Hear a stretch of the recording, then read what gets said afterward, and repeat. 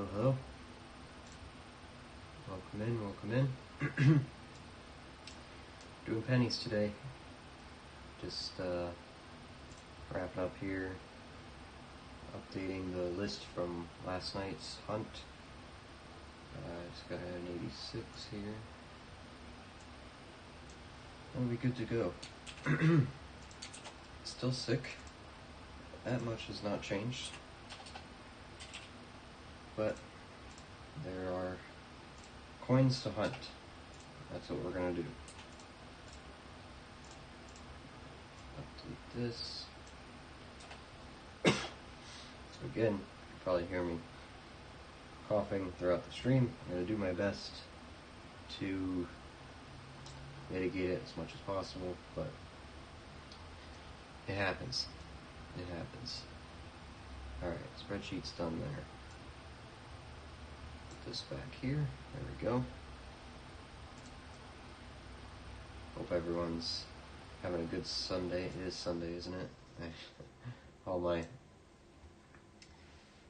perception of time is messed up here. Excuse me. Alright, let me get this up out of the way. We have a little bit of, what do you call it? A little bit of housekeeping to do here before we jump into some coins. First things first, well, just to show you, I do have it. Here's our penny box.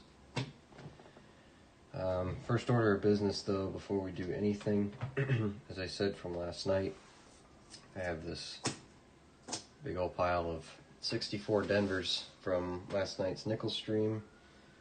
We gotta check these real quick for repunch mint marks. So we're gonna do that, and then as soon as we're done, all the other maintenance has been taken care of, all the other housekeeping is all set. Once we're done with that, we're gonna crack into this penny box. So we're just gonna go through real quick. I'm not gonna spend a lot of time on them, just because there are a lot of them, and I don't want to waste any time. We want to do pennies tonight. That's what we're gonna do. So again, forgive me if I'm a little bit low energy tonight. Still struggling from whatever this flu thing is going around. I'm trying to just get over it, but it's proven to be difficult. It's not been fun, so I'm going to try to direct my coughs away from the microphone. And if it is really bad, I'll do my best to mute the microphone so we don't have any, I don't need to be unpleasant to any of you watching. So, hope you all are having a great weekend. Stephen Terrell, thanks for stopping in. Just got finished playing with my change. Yeah, it's good. It's always fun, isn't it?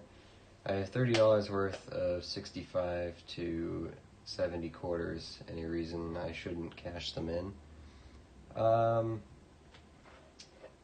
think so, because quarters aren't silver until,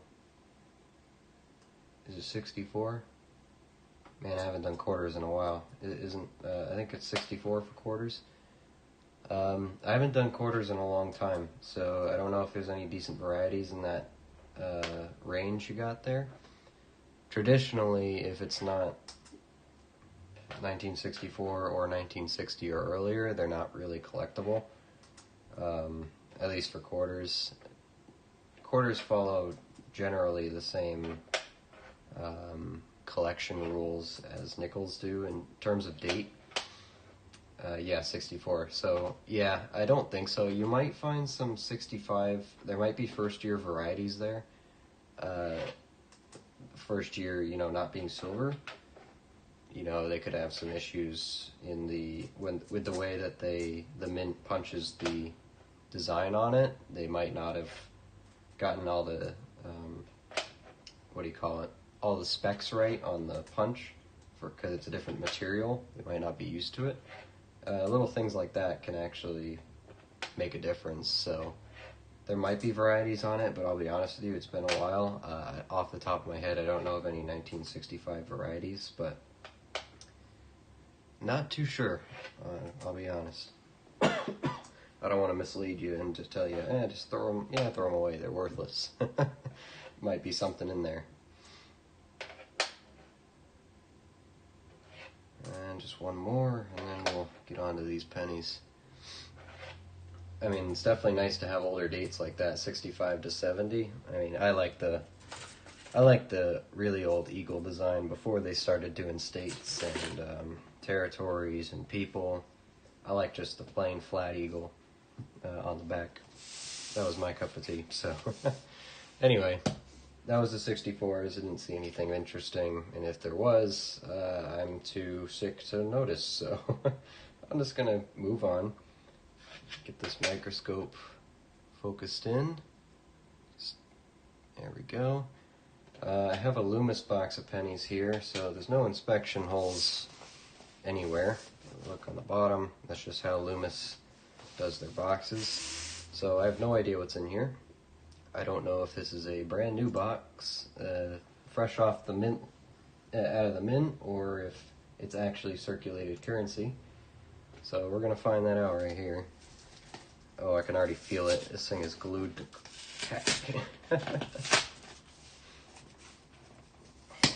Yeah, there's a lot of glue on this. Oh, it's gonna be loud.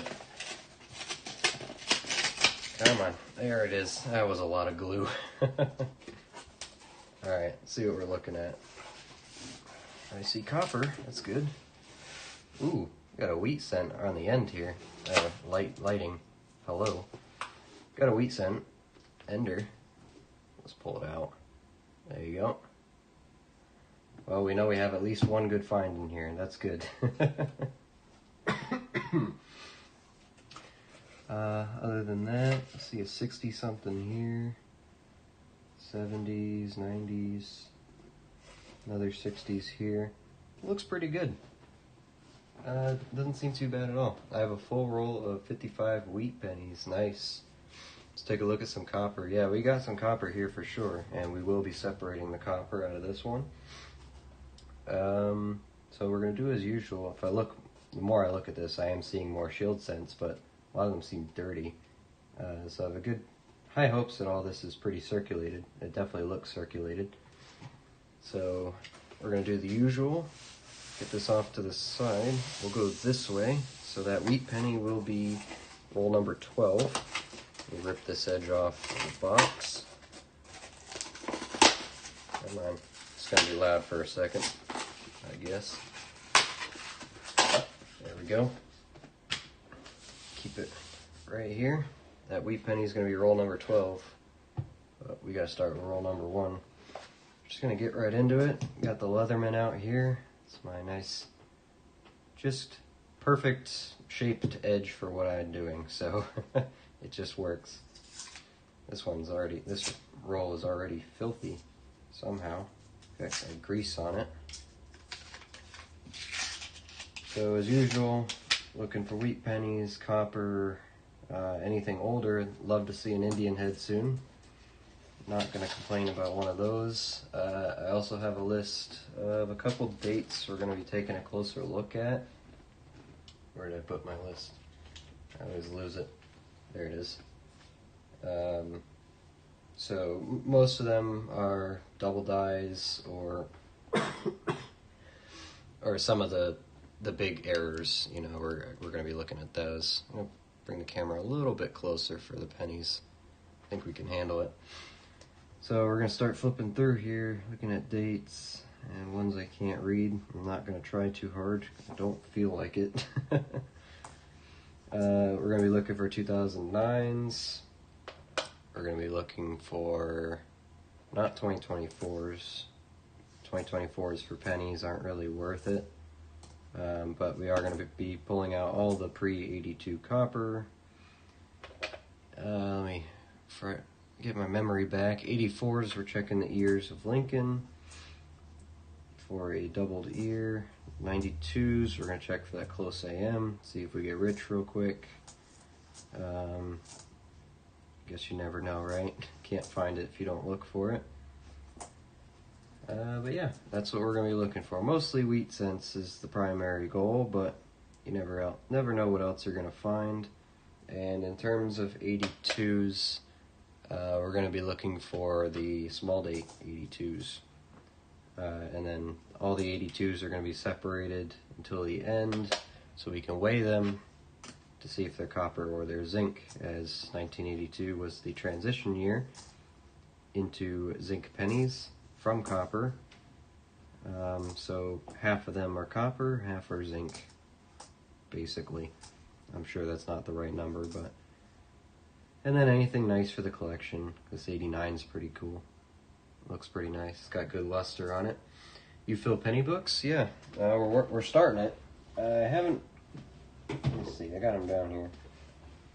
I have 4. I have the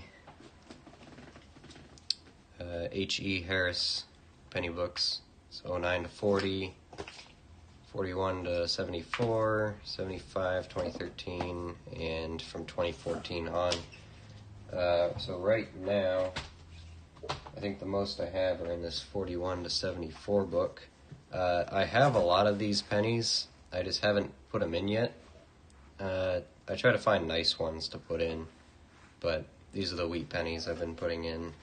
And then any super nice ones, like these 59s I found, those ones went in already, a couple 60s, so if they're really nice, I'll put them in. But we've been focusing this year primarily on nickels, so our nickel books are getting full. Maple can attest to that. Hey Maple, thanks for stopping in. The nickel books have been our primary focus this year. Pennies we're kind of just getting into the flow of. I think this is box 4 for this year of pennies. Excuse me. So I am going to start getting more organized on the pennies here. We're going to be keeping track a bit better of what we're finding. I still have all my finds separated in the boxes that they came from. I just have to document them still. So I'm kind of a nerd about this stuff. And if it's your first time hanging out here, maybe it's not, and forgive me, but I can't remember a thing right now. But if you haven't been around here before, then you won't know that I have a... excuse me for a second, I'm getting this dump bag ready here. It's still full of nickels from yesterday, because I filled up all my boxes.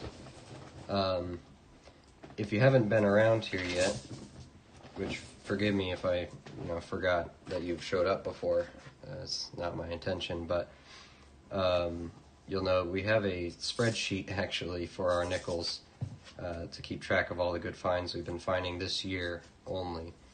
So you have 13 buffalo nickels, but none very valuable. Hey, that's pretty good. We found one last night. Do I have it out here? I think I put it in the tube already. It's already home in the tube, but it's this one on top. It's a no date. But I did order some Nicodate. It comes in, I think it said like February 4th. For some reason, there's no quick shipping options or anything for Nicodate. Can't get it on Amazon for some reason. So I guess I'm stuck with waiting for it, but that's fine. I do have some coming, so we will be doing... I'll do it on stream, probably on one of our nickel boxes, live streams, but we will Nicodate all the buffaloes I have with no dates, just to see what we got. But that was fun last night. I don't have it pulled out. I put it back in the tube, but if you're interested in some of that stuff, you can check out the full live stream if you want on the channel. Otherwise, I have some edited videos I made where I'm... excuse me. I hope you're not going to be annoyed by that, but if you check out, I think it was the last video I made, it was of our best nickel hunt where we found a buffalo, a V-nickel. It was a 1903. Do I have it out here still? I think I have it out here still. Oh, I do. We found this in there, 1903. It's pretty worn, but it's a Liberty Head V-nickel. Can't complain about that. We found that, a buffalo, and the 50 Denver. Very rare coin. All in one stream, in one box. So that video is edited and on the channel if you want to check that out. So we found some good stuff this year, and I'm pretty psyched about that. And I plan to be thorough with documenting it throughout the entire year. So at the end of the year, we know exactly how well we did. And then maybe in 2026, if I like how it turned out, we'll do it all over again, and we can compare statistics for each year's, like odds of finding coins, out of all the boxes we did. So, but for now, this is box number 4 of 2025 for pennies.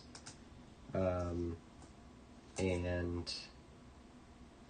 I lost my train of thought. This is box 4, and I'm getting more organized with it. So we'll be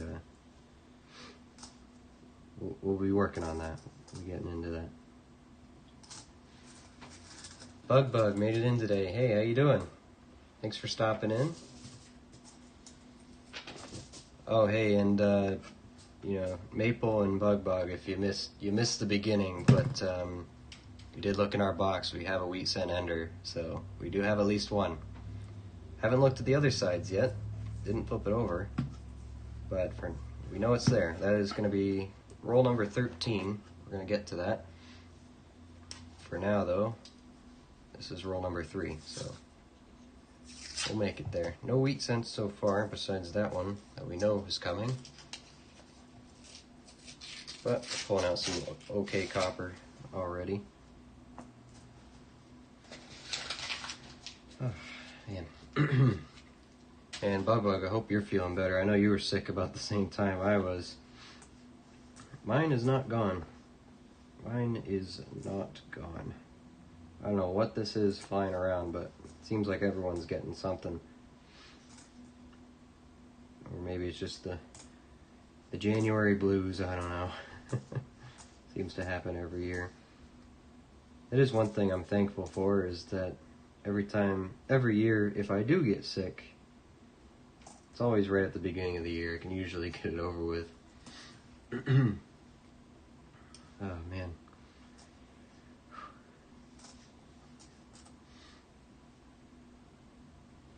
Google says $600 face value of 1982 and earlier has a melt value of 1650. Yeah, general rule of thumb, every one of these copper pennies is worth 3 instead of 1. Generally, roughly. That's usually the rule of thumb and the logic behind why we pick them out, So yeah. I think of that, and when I ask myself, why am I going through all these pennies, looking at every date and picking out the copper ones? It's like, well, that's why, because when you get $100, you actually get 300. You're tripling your money, and yeah, it takes time, but you can do it. And if you don't do it yourself, there are plenty of people out there who will buy all your copper for pretty much what it's worth, because scrap only goes up. It's weird. It's like glue on that one. I'm feeling better. Thank you. Hope you feel better soon. Oh, that's great. Yeah. I'll keep it. I'm in the North Georgia mountains. Well, that's good. Maybe you're farther away from everyone else. Oh, I don't know how cold it's been getting down there, but up here, oh man, it is cold. Really, really cold. I went to work, I think it was Tuesday last week before I got sick, and it was -5, I think, when I got in my car at 7 a.m. Not even, not even super early in the morning. Just the suns have been up for an hour at least, Oh, man. Oh, Nightbot didn't like something you said.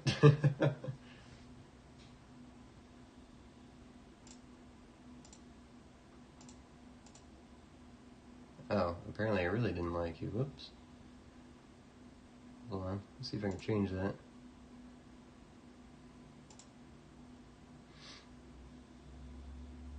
Oh, he didn't like that you wrote it in caps. Whoops. Yeah, my bad. I gotta tweak that. I don't mind the caps. I really don't.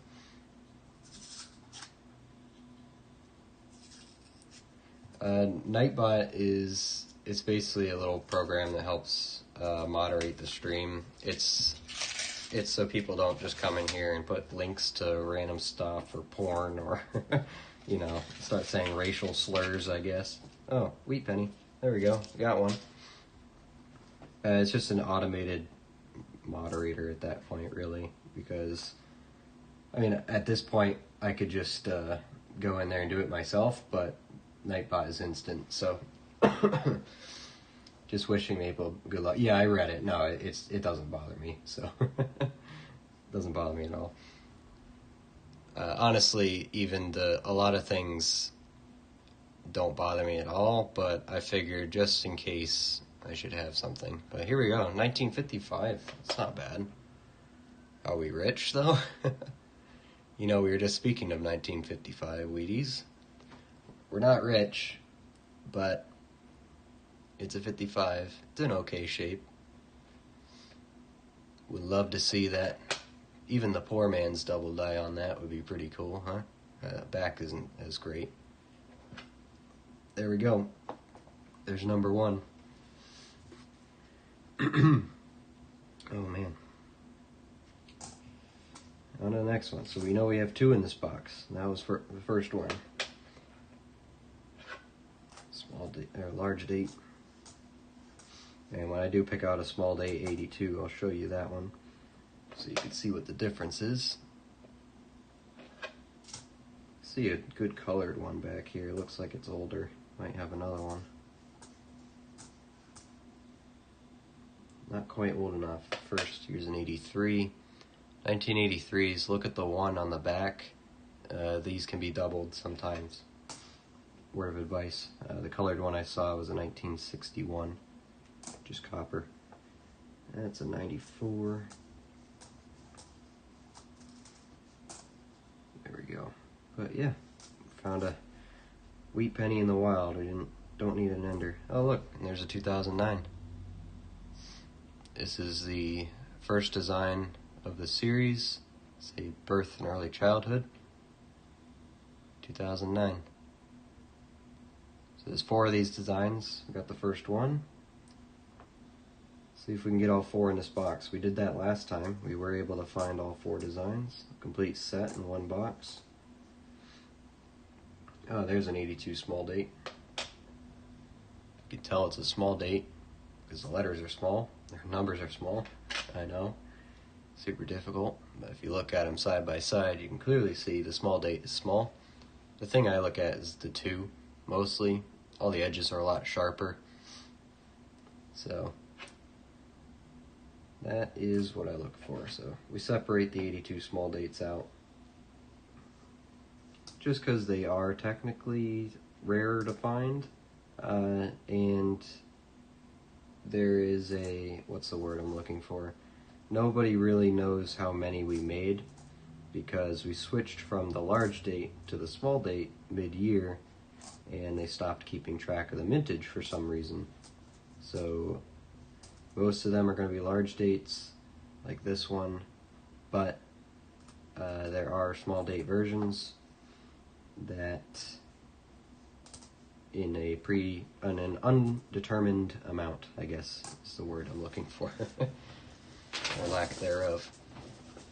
First time I've seen that. Yeah, no, it's, let me look at the book, see if it had any other info on it, because that was something I learned about, and I was pretty interested in it. We get off the nickels. If we go to, I think it was 1982 as well. Yeah, so here you go. Large date, small date. I don't remember exactly why they did that, because they did that in the 1970 as well.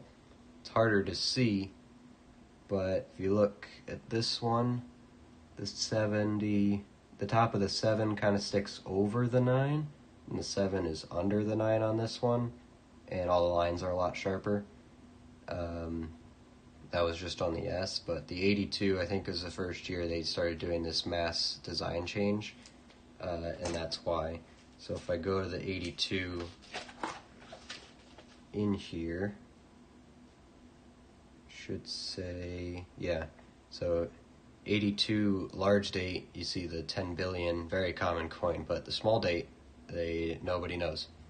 There's no mintage number for it.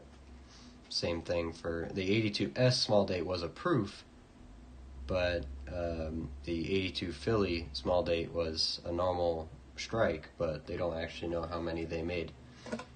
So there's your little history lesson there for the day.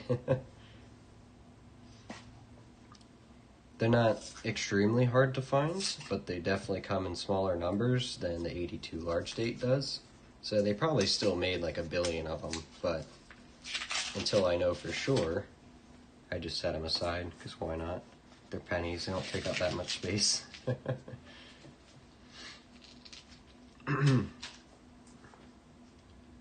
See what else we can find in here. So obviously, you know, we're doing pennies, no hope of finding silver or anything, but we can find some pretty cool stuff still. Still on the silver drought from nickels. Have not found any yet. What was that, box 8 we did last night? So that's, what, 16,000 nickels and no silver? I didn't even look at that. There we go. But we'll get out of that dry spell soon. I mean, we found a V nickel, so I can't complain about no silver when we find that. But still holding out for this Indian head penny. Love to see that. But we are only on box 4, so I think my odds are not any good yet. Maybe after 100 boxes we can expect one, but we'll see. Might get lucky. You never know. Never know. Here's a 1965. 85. Here's a 92. Check that close AM. Nope. Make a couple thousand real quick. 89. It's a 78 with tape on it. Now that's a rainbowy finish right there. 78. 69 Denver. 79. That's one thing I like about pennies is the tone on a lot of these are really cool, but I can't keep them all. 72 we have to check for doubling, I think. I might have thrown a 72 away already, but oh well. I don't remember exactly where to look for this one, so I'm just going to scan the whole thing real quick. See if anything sticks out. 05, that one. 77, and to top it off, an 82 large date. Alright, so now you know when I say that's a small date, that's a large date, that's what I'm talking about, that difference in the 82. I also learned today that in 1931 no quarters were made. Yeah, there's a lot of stuff like that. Currency was not made every single year, and it's different between the coins themselves. I forget which one I looked at more recently. I think it was a nickel. One year they didn't make them. That's for a variety of reasons. Most of them you can figure out why, but I don't care that much. Unless it's really interesting history, then I'll pay it some attention. But I mean, anyone who watches the videos I've edited know that I'm a history nerd, and once I start looking into details of certain coins and mints and stuff like that, I go off on a tangent. I say a lot of stuff, so a lot of my videos should probably only be like 5 minutes long, but I make them longer because I have things. Once I start researching the coins that are new to me, I go down a rabbit hole and I find out all this cool stuff, and then I gotta share it with everybody because I think it's cool, but then I probably waste a lot of time. But anyway, 60 also has a small date, large date. I think this is a large date. You can tell from the 1 and the 9. The 9 will sink lower than the 1 if it's a small date. And also the tail of the 6 will be a bit shorter. So I'm pretty sure this is a large date. I set the 60s aside anyway just in case, so I can double check them later. We could find steel, that's right. You're right. That would be nice. 1943, right? And if we find a 44 steel cent, we'll be done. We can retire. So, what is that, like, one went at auction for a couple 100,000 or something? Maybe even close to $1 million. So, they did accidentally make a couple. and they're worth stupid money. I think there's 3 known, or 2 known in existence. But yeah. I found a 1953 penny with the big 1 cent on the back of it, but it was scratched a lot. Yeah, that's the wheat ones, so if the scratches don't cover it, that's what these are. So it'll look like this. So that's good. It's a good find. Real good find. 86. Just resisting the urge to cough right in this microphone. Doing my best. That's 81s, okay. 83, check 1 again.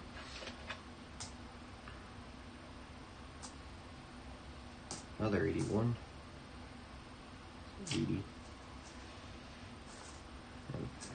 A lot of the dates I am checking are just in the 80s. I'm looking at 82, 83, 84, 82 for the large date, small date, 83 for the double 1 on the back, 84 for the double year.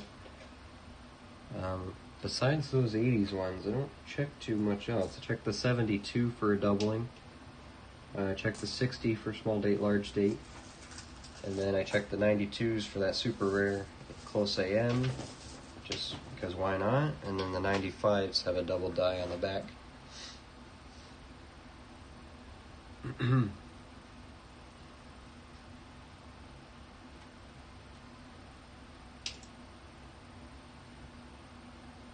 Oh, Nightbot got you again for something. Got you for a bunch of dots. Oh man. You know, that's the first time I've ever seen Nightbot actually activated on this channel. He just hates you in particular. I don't mind though. I don't think he has the authority to actually do anything. So, at least I don't think I gave him the authority to do anything. I hope not. If he does, I promise I'll reverse it, so. Have you ever found a double die? I'm pretty sure I did. Not on a penny yet. Actually, I might have, but this one I actually labeled. This one was earlier in the year. It's a 63 nickel. I think it's a no, it's not a Denver. It's a Philadelphia, but I believe there's a double die on this. Don't remember where. This has been a while. Let me take it out of the plastic. I have some pennies set aside as potential DDRs. I haven't found any DDOs, but let me get a bit closer here, because I remember it was enough to convince me that this was, and oh yeah, I remember now. Look here, you can kind of see that there was a punch underneath Unum. You see the M has two right on top of one or the other. And I think the reason I rolled this out as just die wear is because the doubling only happens on one side, so it's on the right side of all the letters. I think that's why I felt confident in saying this one was a double die. A faint one, but it's there on most of it. So this is, if it's not, it's the closest thing I have to one. So, not super easy to find one, but they are out there. This is just a 63. It's not like a key date variety, one that everybody wants or anything. Just one that I found that I think is pretty close.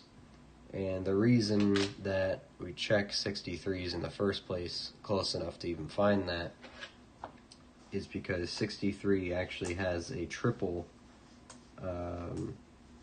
die variety known out there. Now you can see it punched 3 times instead of 2 for some reason. I guess the guys on shift that day had a little too much to drink or something at the mint. It's a 59. It's a first year Lincoln Memorial. Set that aside too, why not? I think I was collecting first year memorials for a little bit. I don't remember if I still am. I get scatterbrained sometimes doing this. I gotta shut this phone off. Can you stop making noise? And vibrate. There we go. Quiet yourself.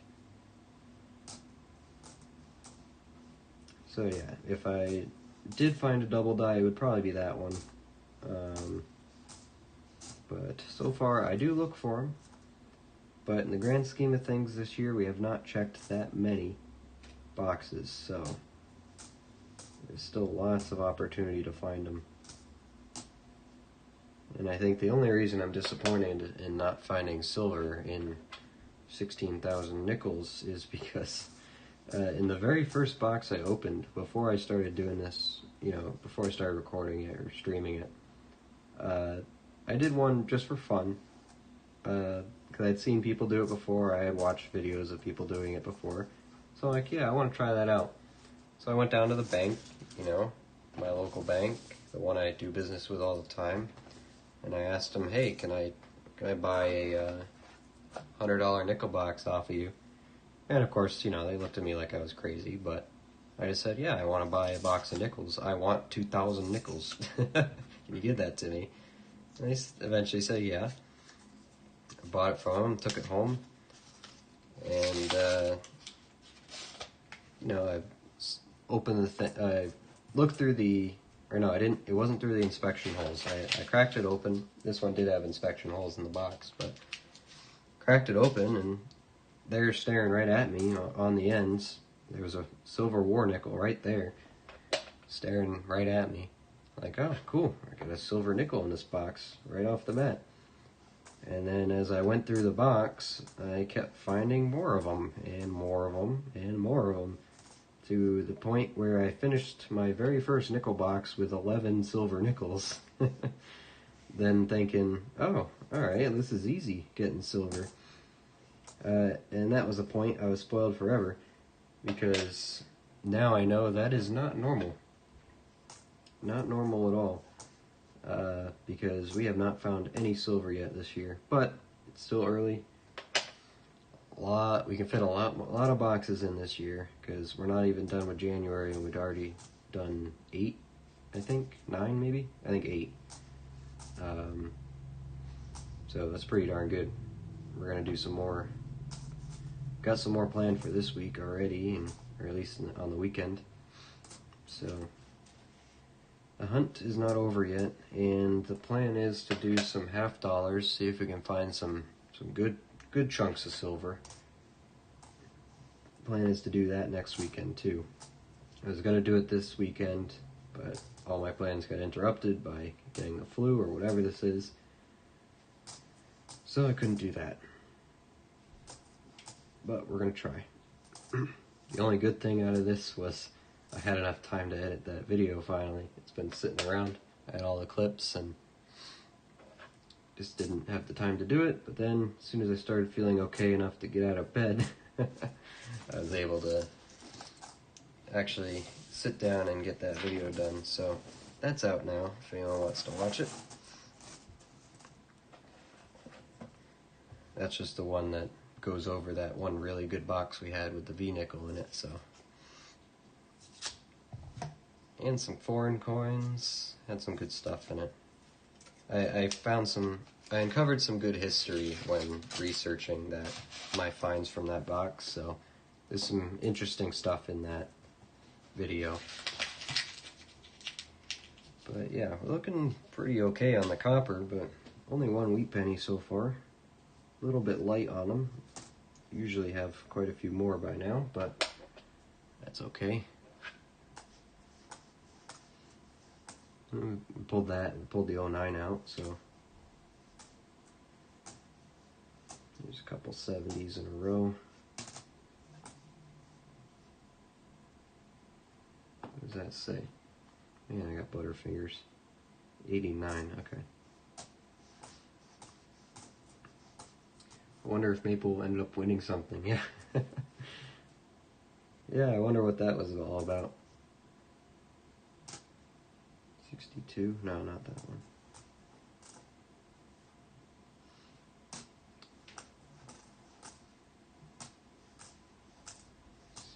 19. There's a 95. 95, you check on the obverse, the In God We Trust is doubled. I don't know why I put that one there. 68.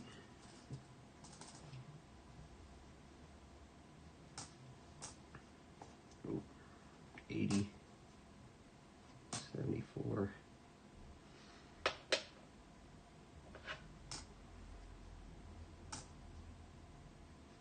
1581, 93, 90, 2010. All right.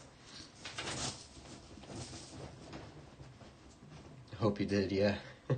Hey, his videos are pretty good too. They're a lot shorter than mine, so if you have a low attention span, definitely check his out, because he's got some good tips, good pointers. He teaches you how to, like the thing he posted this week, I thought was pretty cool. Teach you how to roll coins like this at home just with paper, if your bank doesn't have any rolls for you. Get this off my screen. Don't want that. Get that out of there. And he also makes videos about Canadian coin varieties, since he's based in Vancouver, I think. He's got some pretty good videos about Canadian coins. I learned a lot from him, and when he hangs out for my nickel streams and penny streams, whenever I find something Canadian, he can always help me with it. See if I'm supposed to look for anything or know anything about it. So definitely check his channel out too if you got some time and you're interested in all that stuff. He's got some more some wisdom in the field that he can share than I do. It's a really beat up 82 small date. Where was my other 82? There it is. Got two of them now. I won something for the very first time this week in a very, very long time. 1899 Morgan silver dollar and 1960 Roosevelt dime. You won those? From where? That's pretty cool. I tried hunting dimes once. It was incredibly boring. Super, super boring. I hunted a whole box and all the dates were so small. I know people usually just, they open the rolls and they look for the color and they just go off of that, but I thought I would be, looking a bit more closely so I didn't miss anything, and yeah, suffice to say I found nothing. It was boring. So I probably won't do dimes again, but oh, look at that, we got a wheat penny. If you look here, camera, there.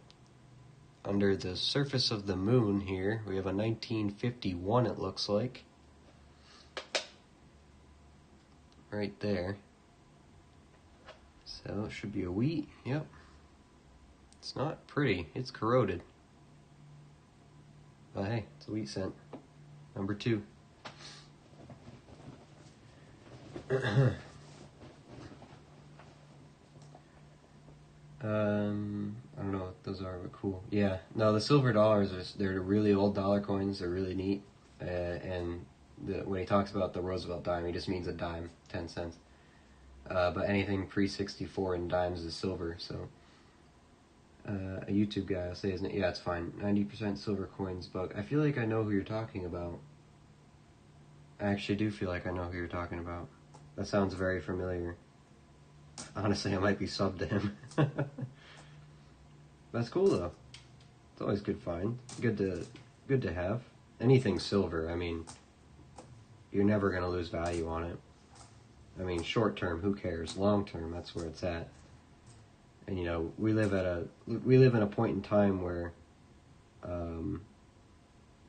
silver is being used more and more for electronics too. So the demand's only going to go up for it. There we go. So yeah, always gotta stack your silver. That's why this is my nickel tube. I finally filled one. You can't even shake it.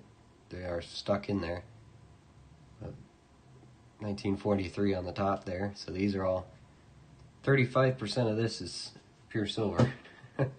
I did the math on that. I don't remember exactly what it came out to, but Actually, let me see if I can do it. Get a calculator here. Let's assume there's 40 in there. I'm pretty sure I jammed more in there, but 40 times, they're 5 grams a piece. That's 200.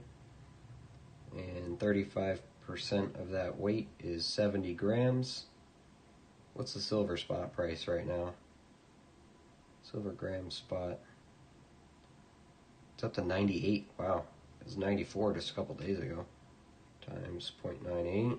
So you're looking at $68.60 in silver out of $2 face value. So that's pretty good.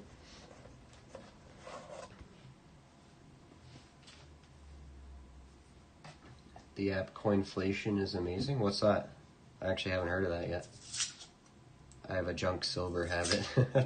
Hey, it's not a bad habit to have, because at least it's a hobby that, you know, appreciates. And I don't mean in the, oh, I appreciate you. I mean in the, it actually makes money over time. It is worthwhile.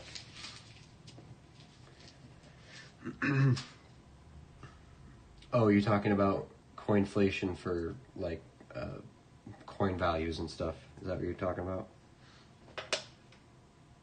That's a 92.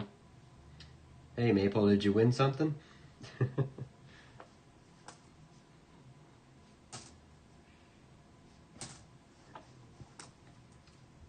Coinflation will tell you the value of any coin amount. Oh, okay. I'll have to take a look at that. Let me write it down because I'll forget. I'm old-fashioned. I write things down. Coinflation. Is that like one of those things where you can? Is that one of those things where you can just take a photo of the coins or something, and it'll tell you? I just typed in 40 and it said 68 and change, so you're right on. Yeah, well, can't beat math. Can't beat calculator and some good solid numbers, so. Good way, it's the easiest way to do math, right? You got, actually, do I have? Yeah, hold on. It's the easiest thing to do in the world, right? At least for nickels, and I learned this, right? So, this is my logic, right? So, 1 nickel weighs 5 grams, regardless if it's a silver war nickel or a modern nickel. They're supposed to weigh 5 grams. The only reason this should be different is if it's counterfeit, if it's a Henning nickel, and that's pretty much it. That's really the only reason. The other reason is someone drilled a hole out of it, or it's super, super worn down. It might be a little bit smaller, you know. So 1 nickel is 5 grams, right? A silver nickel is 35% silver. So you do 5 grams times 0.35, and you get, as I use a calculator, because there's no way I'm going to bother. Well, I guess you can do 10 times 60, but I'm not going to bother with that. 5 times 0.35, which is 1.75. So 1.75 grams, or excuse me, yeah, 1.75 grams of that nickel is silver. So it's this number is just however much weight you have in those silver nickels times 35, then you get that. And then you just multiply 1.75 times the spot price, which right now is 0.98 cents per gram, right? And you get 1.715 basically. So, which would be rounded to 1.72. So every silver nickel is worth $1.72 in silver. You know, that's the basic way I do it. So instead of doing all this next time, you just weigh how much you have. If you got 10 nickels, you got 50 grams. 50 times 35%, you'll have 17.5 grams. 17.5 grams times 98, it'll come out to $17, you know. That's how you do the math. And if you don't get it, you don't actually have to do the math. You can just literally type into Google I got how much does whatever, I have 3 silver nickels. How much money do I have in silver? So general rule of thumb right now though, 1 silver nickel is worth $1.70. If you're paying that, you're paying a good price. Hell, if you're paying $1.90 for it, you're paying a good price, even $2, because in a year it's going to probably be worth more than that. Math ain't mathin' for me. Yeah, it's not for everyone, but when I was in school, I did a lot of math, especially in high school when I had to take extra ones. I took extra ones just for the extra credits. And then when I went to college went to college for engineering, so I had to do a lot of math. I took like 5 calculus classes. So ignoring all of that stuff, the easy math just kind of comes naturally now, but that kind of math is not really something to brag about. Anyone can do that. Even you can. You think a little hard about it, you'll figure it out.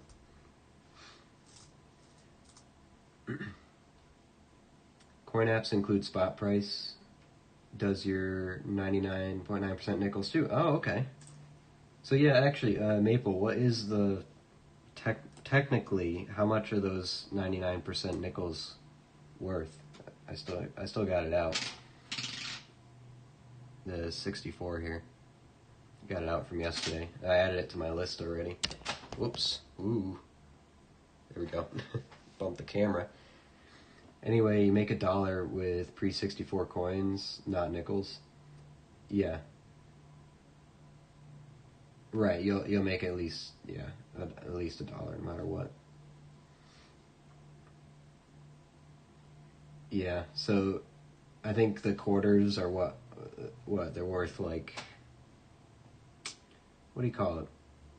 How much do the quarters weigh? I forget now. What are they worth, like $8 or something like that a piece? The silver ones, something like that. As I said, it's been a while since I've done anything quarter related, so I would like to try. I think I might do that because we can find some proofs, so that'd be nice. I'd like to try something different. I mean, I love doing pennies and nickels. I mean, they're my bread and butter for sure, but never hurts to branch out into stuff, especially silver, in a time where the market's very friendly, to that. 12 cents for the 99% nickel. Okay, yeah. So if you think about it, it's twice face value at least. I'm sure you got Canadian hoarders for those, just like we have hoarders here in the U.S. for copper nickels, so... or copper pennies, not copper nickels. What am I talking about? That's a small date. It's really squished. But it's a small date.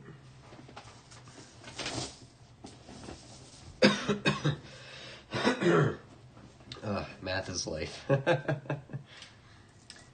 Around $6 for the 90% silver quarters. They're 90%, right? I think I'm not talking complete crap there, right? Because I know you have 90% half dollars and 40% half dollars. I think all the quarters are 90 though. At least all the ones that people are hoping to pull out of coin rolls anyway.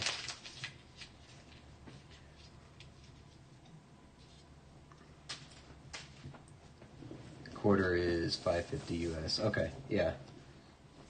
So in a sense, if you go to a coin dealer, and they sell it to you for $6, you made out good. Because most of the time, coin dealers will say, "Oh yeah, silver quarter, $10." Yeah, I gotta slap their premium on it.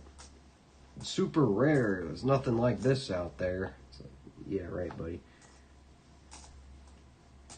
Yet you'll still spend an arm and a leg there because we're all nerds and we gotta have our coins. Gotta have our cool shiny coins.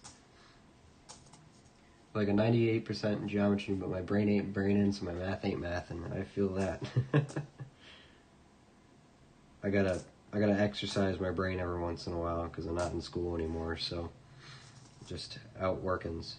And I don't do any math anymore at work, so at least not usually. I do have to do math for one of my jobs, but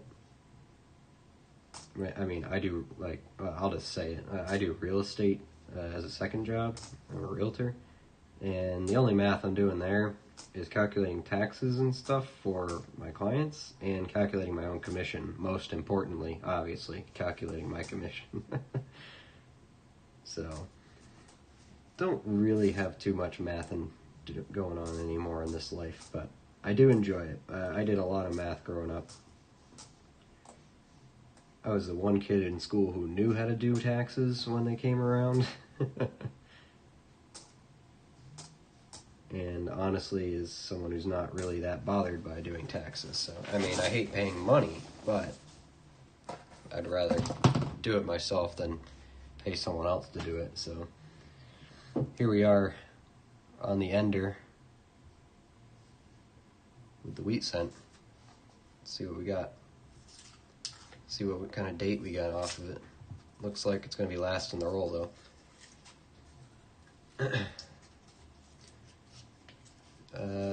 Yeah, okay, 1964 to 1970 clad is 40%. Yeah, that's for the half dollars.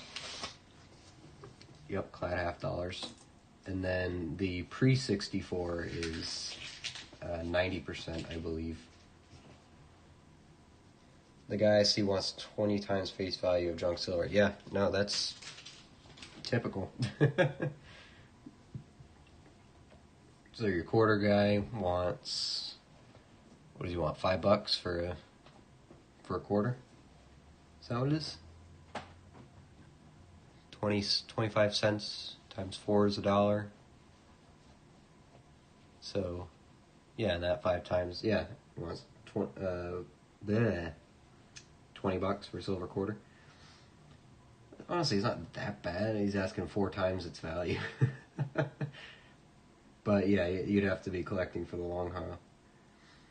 $10 coins in any form is $200. Huh. Oh, $10 in coins. Okay, in any form. Yeah, it's probably one of the more reasonable deals, but it still feels, it feels like a lot, you know, when you know how much they're worth already. But hey, I mean, you got to stack, so you got to stack, you got to pay for it. All right, focus in here. 82. Oh, there we go. Got another 09. It's really messed up. I didn't notice it. This is actually design 2. Formative years. Forgot the name for a second. 2009. See it right there. It's my favorite joke, the Lincoln log. Lincoln sitting on a log. It's not funny. Anyway.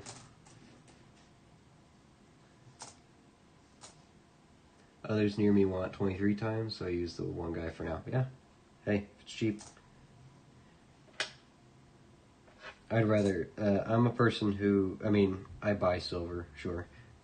I don't buy gold as much anymore, because it's ridiculous now, but I get it, it'll still retain its value, but I can't put that kind of capital down right now. But I do enjoy, that's why I kind of got into this, because I do enjoy just finding the stuff for face value, you know? And you can't get it in bulk, sure, but, I mean, I've been doing this for only a couple months and already got this, so it's a $40 tube I got for $2. So, or excuse me, $68 tube I got for $2 face value. Look at that, I got another 2009 here. Oop, all right, I gotta start using both hands and not drop this. There it is, 2009. Which one is this? And it's the next one in line. Professional life. Abraham Lincoln as a lawyer. So there we go. We got design 3 in a row. We gotta find the last one.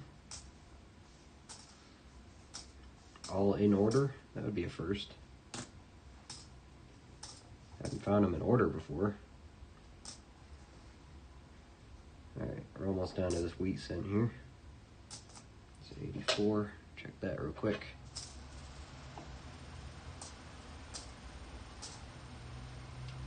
Oh wait, I forgot. Can't look at the date yet. I didn't look at it. I don't know what it is, so I don't know if you guys saw it, but no spoilers if you did. Here's the back. Really messed up again, but hey, it's a wheat penny. Hopefully if it's this messed up, hopefully it's really old. Justify it. 25. Let's go. That's pretty nice. Look at that. I wasn't expecting a 20s. Oh, that's really good. Okay. Can't argue with that, can we? 1925. That's awesome, actually. Let's see what we got here.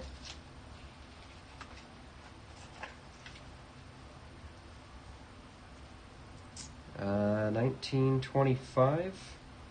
139 million. Not particularly low mintage. But for penny standards, that's pretty good. Apparently this is harder to find than 1920, so nice. That's pretty good. That's a great date.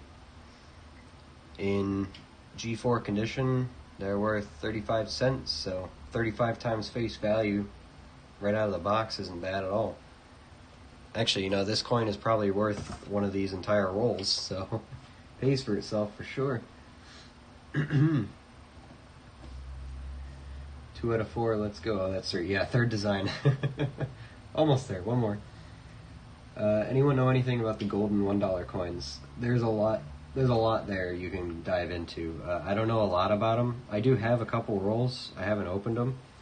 I got them as gifts, but actually I told this to Maple last night on stream, but when I was at my bank on Friday picking up a picking up the nickel box, I asked them if they had any $half boxes. She said no. The teller said no, they don't stock them, but they can order them in for me, so I'm going to be doing that. But she did bring up, she's like, hey, if you're interested, I keep having these old folks come in and they're dumping their dollar coin collections, their hand-rolled dollar coin rolls. So she's like, if you want those, I got plenty of them. And I didn't know anything about dollar coins. I know a little bit, but I haven't searched them yet, right? So I said, oh, you know what? I'll think about it. She said they've been sitting in the vault for a couple months, right? So I don't think they're going anywhere, but that's something interesting. I talked a little bit to Maple last night about maybe getting one to sample the collection, see if there's anything good in it. We might do that. Might pull some of those out, just to see if they're mostly Susan B. Anthony's or even earlier. So we should definitely try that out. But 1925, that's a fantastic find. We'll leave that flipped over. Hold on. I gotta rein in Nightbot. I did see your messages though, don't worry. There we go. Come on. There we go. They do have a Sacagawea has a wrong print on the back.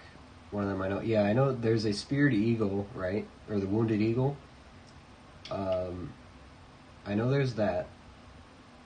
I think I can fix. I'm going to relax Nightbot for a minute here in a second. But I know they got the Wounded Eagle one, which I think is the big one people look for. But the more we've talked about it, the more I think I'm going to do it. I think I'm definitely going to do it.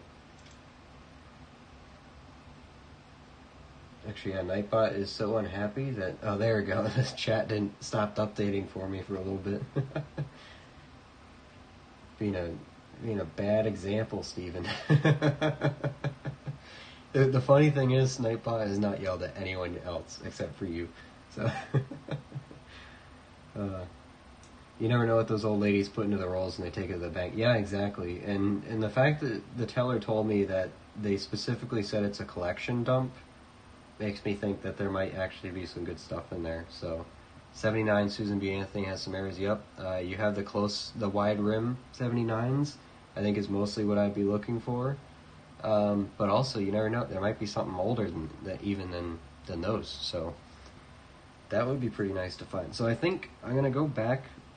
They open again tomorrow. This bank in particular does not open on weekends, not even for half days.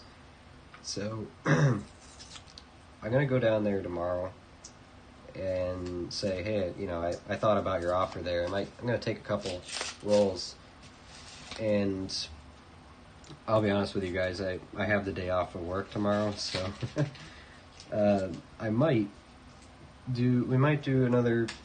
I'll take those rolls, and I think we might just do a stream tomorrow night. We'll open them up. We'll see what's in it, and see if we got anything good in there. See if it's worth taking some more out.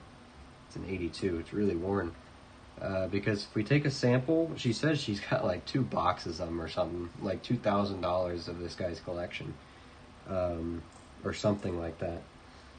Here's a 60. So at least that's what I remember her saying, but I was very sick, and I was trying to get out of there as fast as I could because I was sweating just standing there. I probably looked like the most suspicious person in the bank, but anyway, it's a relatively low traffic bank. They don't get a lot of customers, so I'm not too worried about that disappearing at all. But I think we'll take a couple, and we'll have a look at them tomorrow and see if it's worth diving into a box. Because, worst case scenario, you send them all back, get all your money back, but it's just a big investment forward, $1,000 just to pick up a box, have a look at it. I mean, you're not losing the money, it's still there. It's still worth $1,000, whether it's in coins or dollars, so. I don't know what that is, the 90-something. And if it's any 90 we want, it's not going to be in good enough condition to be worth something. I just know it's worth it. I got a feeling. Yeah, we'll check it out. I needed some convincing, but we'll check it out. I definitely will need some help because I don't know everything about dollar coins, so we'll get a couple rolls, we'll take it slow. Maybe I'll pick up a couple $100 worth, or maybe just $100. And let's see, because $100 worth will be what? Is that 10 rolls? 10 rolls of no, wait. Are they $20 rolls for dollar coins? Or 25? It might be 25. Yeah, I haven't seen one in a while. I got a couple in my safe, but I'm not opening them because they were actually gifts. And they have presidents on the end, so I don't think they're anything special anyway. I don't think there's any Susan B. Anthony's in them. But they were gifts, so I'm going to keep them in the rolls. I don't know. I might open them someday. But for now, they're just a store of monetary value for me. Yeah, I think 25 is right.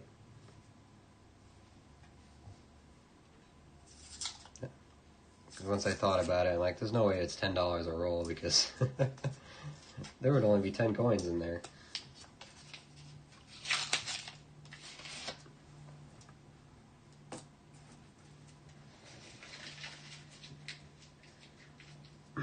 I just realized that 1925 was the ender. That's pretty cool.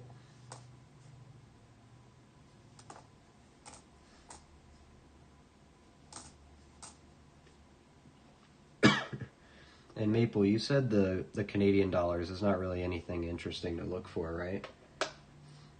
The loonies. 83.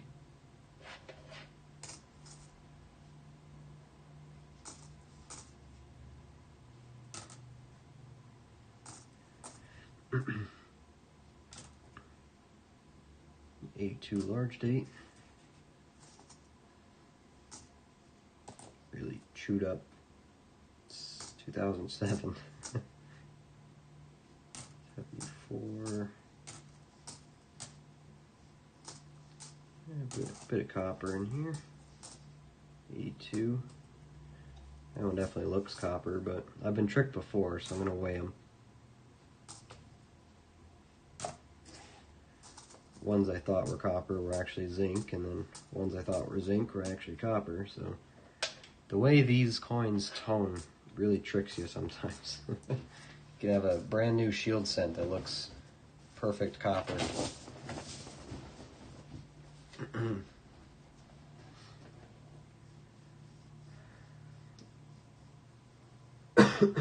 There's a couple of varieties, but not much. More counterfeits than anything. Oh, okay. Well, still finding, pulling out counterfeits might be cool too. I mean, in American nickel hunting, that's a very real thing you have to do. You gotta check certain dates for counterfeits. The Henning nickel is what they're called. And, look it up. Fascinating story. Basically, this guy, his last name was Henning. I forget his first name. It might have been James or something. He made counterfeit nickels, I think in like the 50s or something, maybe 60s. And basically, he made his own die at home and punched nickels out of these planchets he made. And they have a couple of the early variants have some telltale signs. If you look close, that they're counterfeits. They're mispunched, really, in a general sense. And also, if you weigh them, they weigh less. I think it's less than the 5 grams, which tells you it's counterfeit. So this guy, eventually he gets caught by the government. They're like, hey, you're making counterfeit nickels. You're going to jail and you're paying a fine. So he goes to jail, pays his fine, gets out a couple of years later. I think it was 5 or 6 years, something like that, for counterfeiting money. Pretty sure the punishment's far worse now. But does his time, pays his fine, gets out, and what's the first thing he does? He starts making counterfeit nickels again. I think he still makes counterfeit nickels the second try around. Sure enough, he gets caught again. They go, dude, seriously, stop. He gets in trouble again, does his time or pays his fine, whichever way the second time. Gets out. Then he decides, well, I keep getting caught doing nickels, so I'm going to try something else. I think he went to pennies or something like that. Or maybe it was dollar bills? No, it wasn't dollar bills. He started counterfeiting something else. And then got caught pretty much immediately, because at that point the government was watching him pretty close.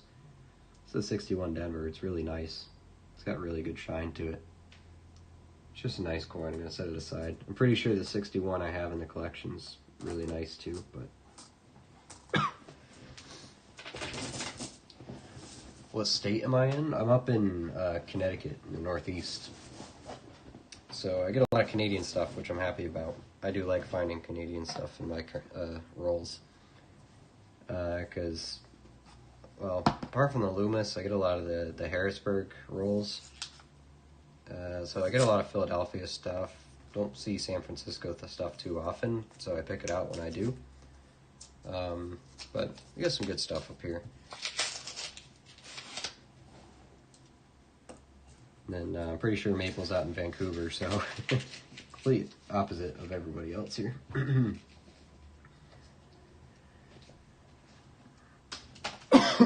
Excuse me. Gosh, I gotta start muting that. Cad Roll Hunter has a video about his big pile of $2 counterfeits he found coin roll hunting. Oh, I'll have to look at that. I do know about Cad Roll Hunter. I'll have to look for that one. I mean, counterfeits are always interesting. It's really, really neat. In the USA beginning, death was a penalty for counterfeiting. Yeah, death was a penalty for a lot of things. Probably still should be. But that's an opinion. So Calgary, Alberta. Oh, did I get Vancouver wrong? My bad. Oops.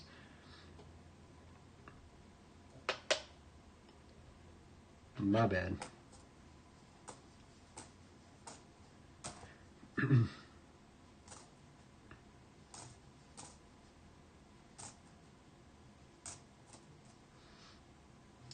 $76.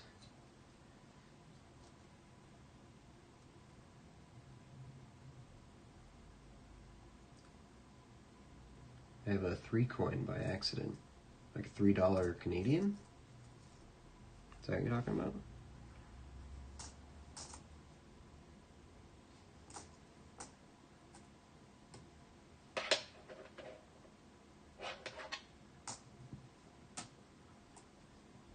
It's an 84.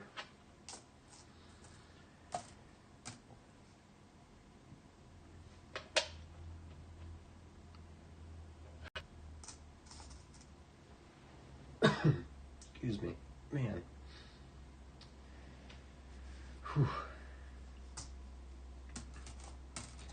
I found a 76 Star Note $2. Man.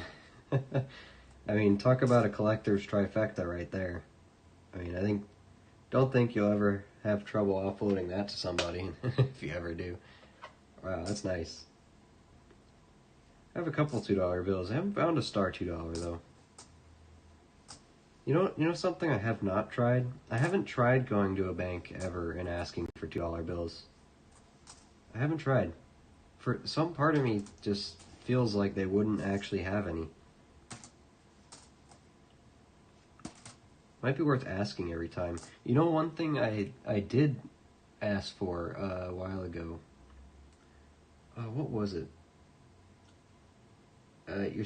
You can ask banks for, what was it? Was it $1,000 bill? Because I think there's still legal tender, $1,000 bills or something like that. I haven't read up on it in a while, but I'm pretty sure there still is. I meant to say I have 3 dimes Canadian. Oh, okay, 3 dimes, yeah. By accident. Excuse me. My favorite coin, and I mean, Maple's seen this 1,000 times now, but my very favorite coin I found, I think penny roll hunting in total has been this King George VI penny. It's in fantastic shape. And it's a 1940. I mean, any blemish you see on it is actually the plastic. This is a solid coin. It is very nicely punched, and it looks amazing. I'm very happy with this coin. I found it in a box too. Just perfect. Perfect coin. Just, it got toned, but it didn't get worn. It's the way we like it. Can't even read this one.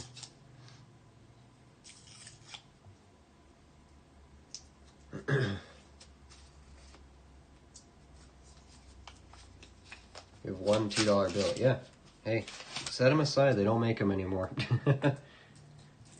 And $2 bills are always collectible. I know usually, people, they'll give them to their kids as a gift, say, hey, hold on to this, just get them interested in currency and teach them not to spend everything they get. But $2 coins, generally good. I always check for star notes. It's a force of habit when I get change back. Everyone thinks I'm crazy. They're like, why are you staring at your change so closely? And I'll check my actual pennies and nickels now. Like, this hobby has ruined my, what do you call it? Social norms for me being around people. They're like, what are you doing? Why are you just staring at your change? Like, oh, there might be something cool in there. Look like a loony in public, but... Well, we didn't get them all in a row, but here's another Professional Life, 2009. Technically, we're still in a row, it's just we doubled up on that one.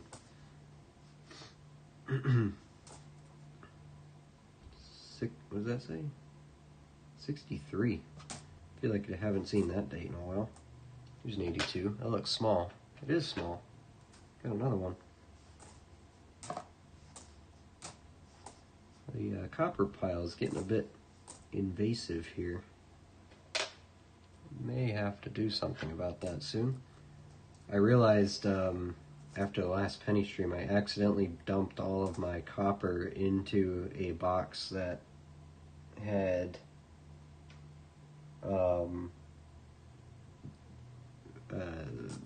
junk nickels that I was going to bring back to the bank, so I accidentally mixed all those up. Oops. Was not looking in the box when I just dumped them. I thought it was empty. It was not. So we're going to sort that out. Another 82 large.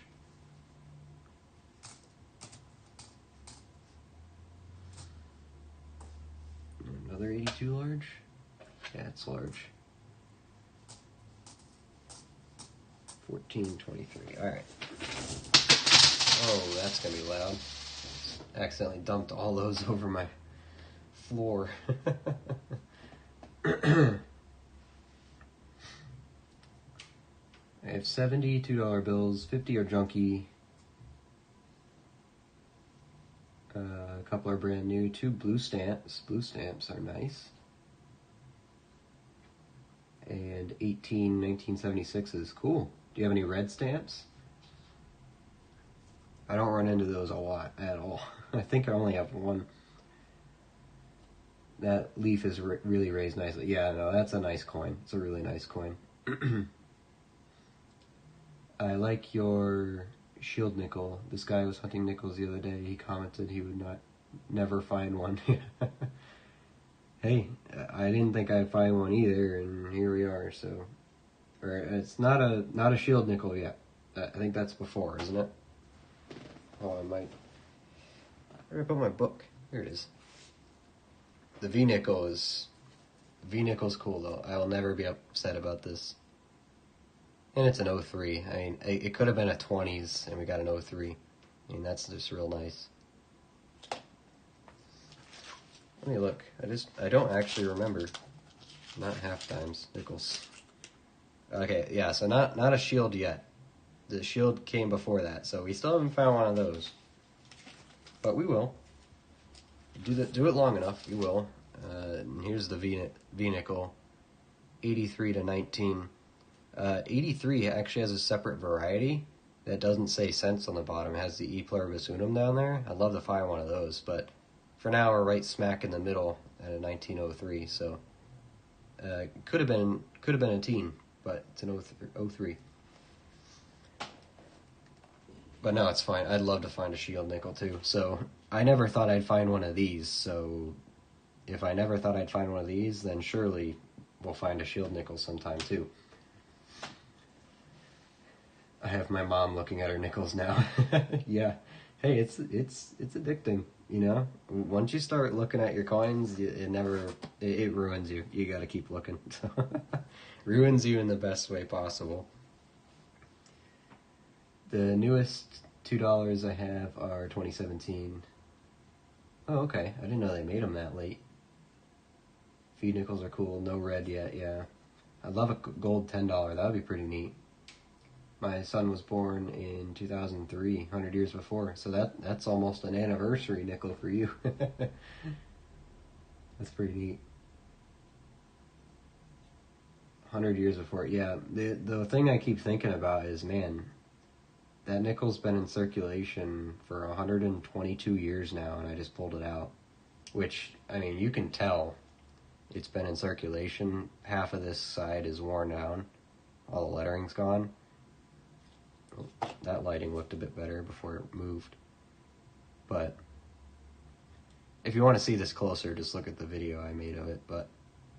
And it doesn't say Liberty on her crown anymore, but hey, I never thought I'd find this, and actually my live reaction to seeing this is pretty funny. It's in that video as well. So if you don't want to watch the whole stream to figure out what it was like for me to find that, yeah, it's in there, I'll say that. Oh yes, the stories that coin could tell. That is the truth. I'm not upset about it at all. We have V-nickels too, but they're different. No, it's very understandable misspeak there. Yeah, don't worry about it. You know a lot more about, you have a lot of Canadian, I was going to say Canadian lore in your head. Canadian coin lore, coin information in your head than I do, so you got to balance it out a bit. It's like someone who knows 2 languages, you know. Sometimes you accidentally switch between the two. 295s in a row.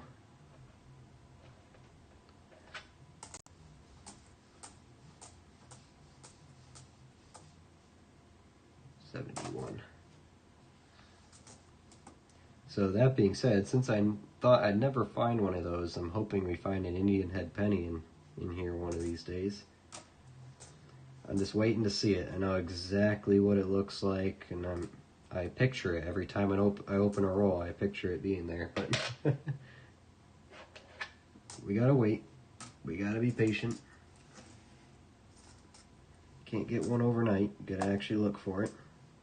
Oh, speaking of speaking of old coins, saw the date first, so sorry it ruined it. Come on, camera, work with me here, would you? Hello.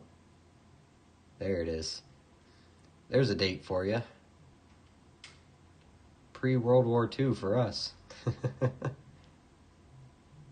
Nice. 1940. Still a bit corroded, but I guess we're just getting the well-used coins today. The ones that have seen some action. It's another good date. I'll take that.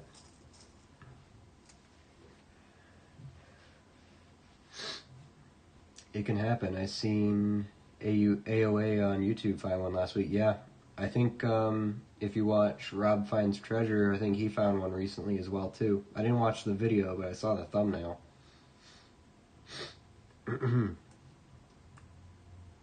So yeah, actually, we have never mind. Post Great War and a pre-World War. World War II. So Maples people were already hard at work at this time, but we hadn't gotten in there yet.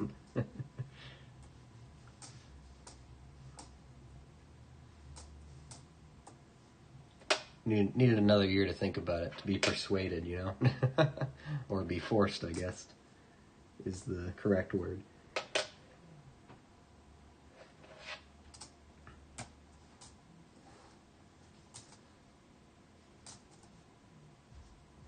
$2004.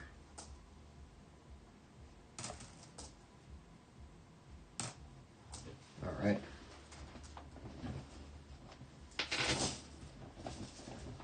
I was lucky enough, my dad left me a few Indian head cents and almost all my wheat. Nice. That's real nice.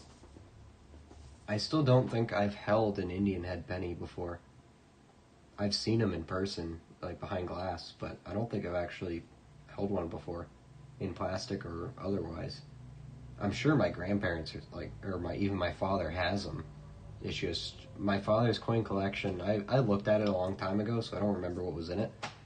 He's got a pretty big collection, but I don't ask for any of it. I mean, if he wants to leave it to me someday, that's fine. But I didn't ask for any of it because I want to know exactly what I've found on my own, and then what he has after. So, all right, this copper pile is getting kind of ridiculous. So we're gonna dump it in our, and just so you can see exactly how much is here. We're only 20 rolls in, not even halfway through the box. We got a couple here, you know. At least a couple. I'm gonna mute the camera real quick because this is gonna be loud when I dump it.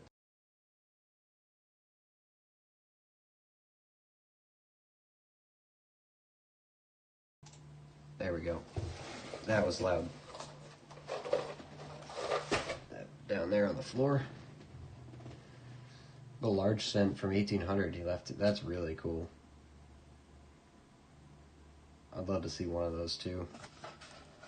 Large cents, small cents would be cool, yeah. I keep saying, you know, I recommend this book to everybody, you know, this red book. If you don't know about red books, then there you go. But most collectors know about this book. This is a 2025, but ever since I've seen it, I see these, I flip through past these all the time, you know, these 2-cent pieces. I'd love to have one of these. Look at the design. I mean, that's just beautiful. That's art right there, right? That's absolute art.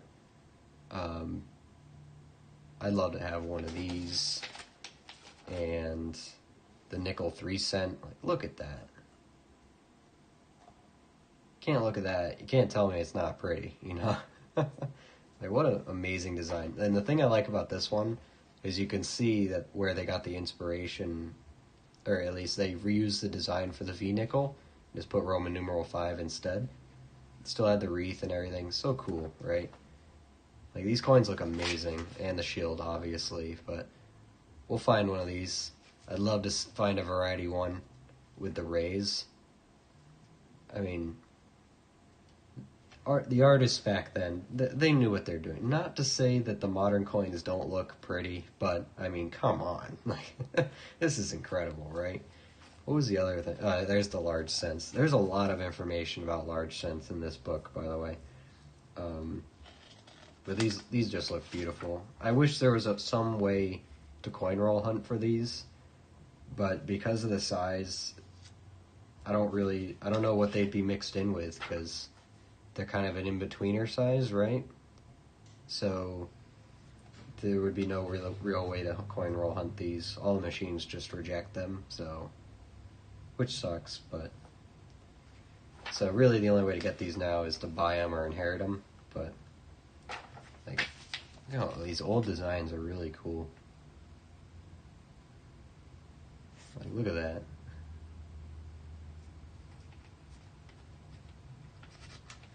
Yeah, older? Oh, yeah. These are flowing hairs. Sorry, I could look at this book all day long. So much cool stuff in here. The half cents, even. I think there's colonial coins in here. Actually, it's post-colonial. Like,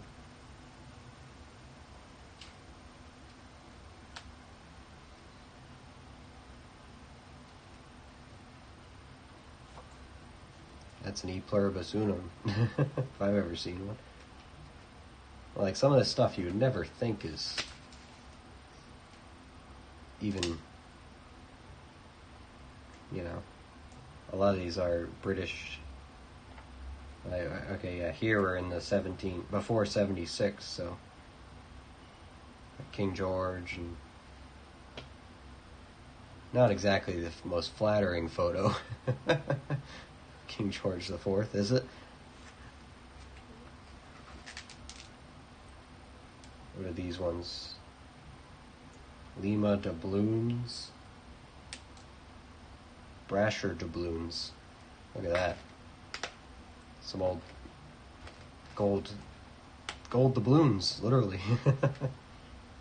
There's some really cool stuff in this book, and then there's actual colonial issues.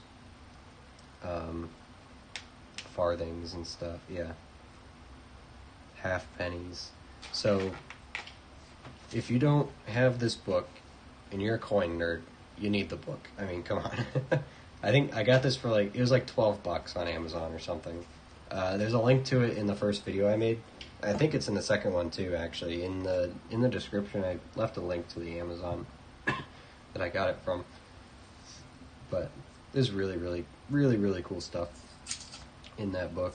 So if you want to read about, especially historical coins and the cool stuff that's out there, definitely gotta pick them up.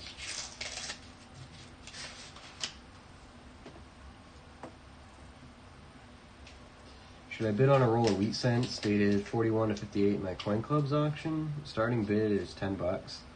It's really up to you. I mean, if it's every date, then you'll have a 43 steel cent in it. But really, I don't know if there's any key dates in those. But you know, they're wheat pennies, so I mean, you can. Because 58 is last year, and so the 41 to 58 is kind of, those are the most common ones you'll find, because they're the older wheat cents. But you know, it's still, if it has one of each, then you'll have a 43 steel cent, which is pretty cool. Unless it's a 43 copper, then you're very rich, so don't spend that. Starting bid is $10, so yeah. But if it is a roll of 50, your face value is 50 cents, it will probably be worth a couple dollars, but depends how good in condition they are, you know. Some of this currency I never knew existed. Yeah, no, there's a lot of coins out there. I mean, when we coin roll, we only look at like the past 100 years or so of American history, but we've been around for a lot longer than 100 years. Will we get a Trump coin in the future? Oh, in the future, yeah, absolutely. I mean, you think about it, those president dollar coins are coming out every year. I know they make commemorative ones already, but a legitimate president coin, I'm sure that he'll be on the dollar coin soon enough, because we're already up to... Who got put on it most recently? Actually, I think you have to be dead first, right? Because they said they're going to start putting Carter on the coins, because he just passed away this year. Jimmy Carter. I'm pretty sure you have to be dead first. So you can get commemorative coins, but I think to be in circulated American currency, you have to be dead. Another funny thing I like to think about is that someday, you know, we keep making all these aircraft carriers, we're going to have a USS Donald Trump aircraft carrier. It's pretty funny. I do need that book, thanks. Yeah, look, check it out. Actually, I might be able to just copy and paste the link from it. Let me see if I can find it. I think my own Nightbot should allow me to put links in the chat, so... Or Nightbot might be very serious at his job, so... I don't know, let's see. I gotta find it first.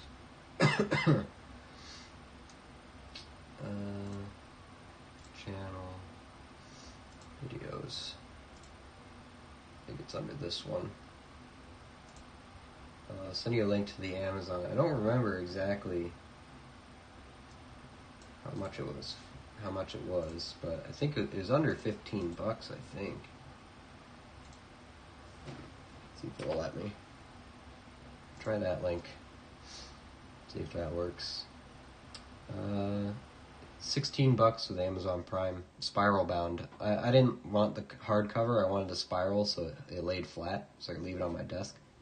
But yeah, it's actually 10% off right now, so $16 Amazon Prime. 2-day shipping, free shipping. Get rid of that, get this back here. Especially after he declares himself king, yeah. Yeah, no. He's said many a time he's not planning on doing that. 1958 Denver, that's the last year wheat cent. Looks good too. Look at that. Look at that. It's got some luster on it left. Too bad it's a 58, because these are supposed to be nice, but that's a good strike right there. Look at that.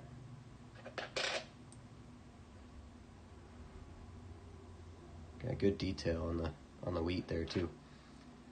First one we can legibly read very nicely. It's kind of funny, you gotta die before you can be put on a coin. Yeah, well, it's kind of like a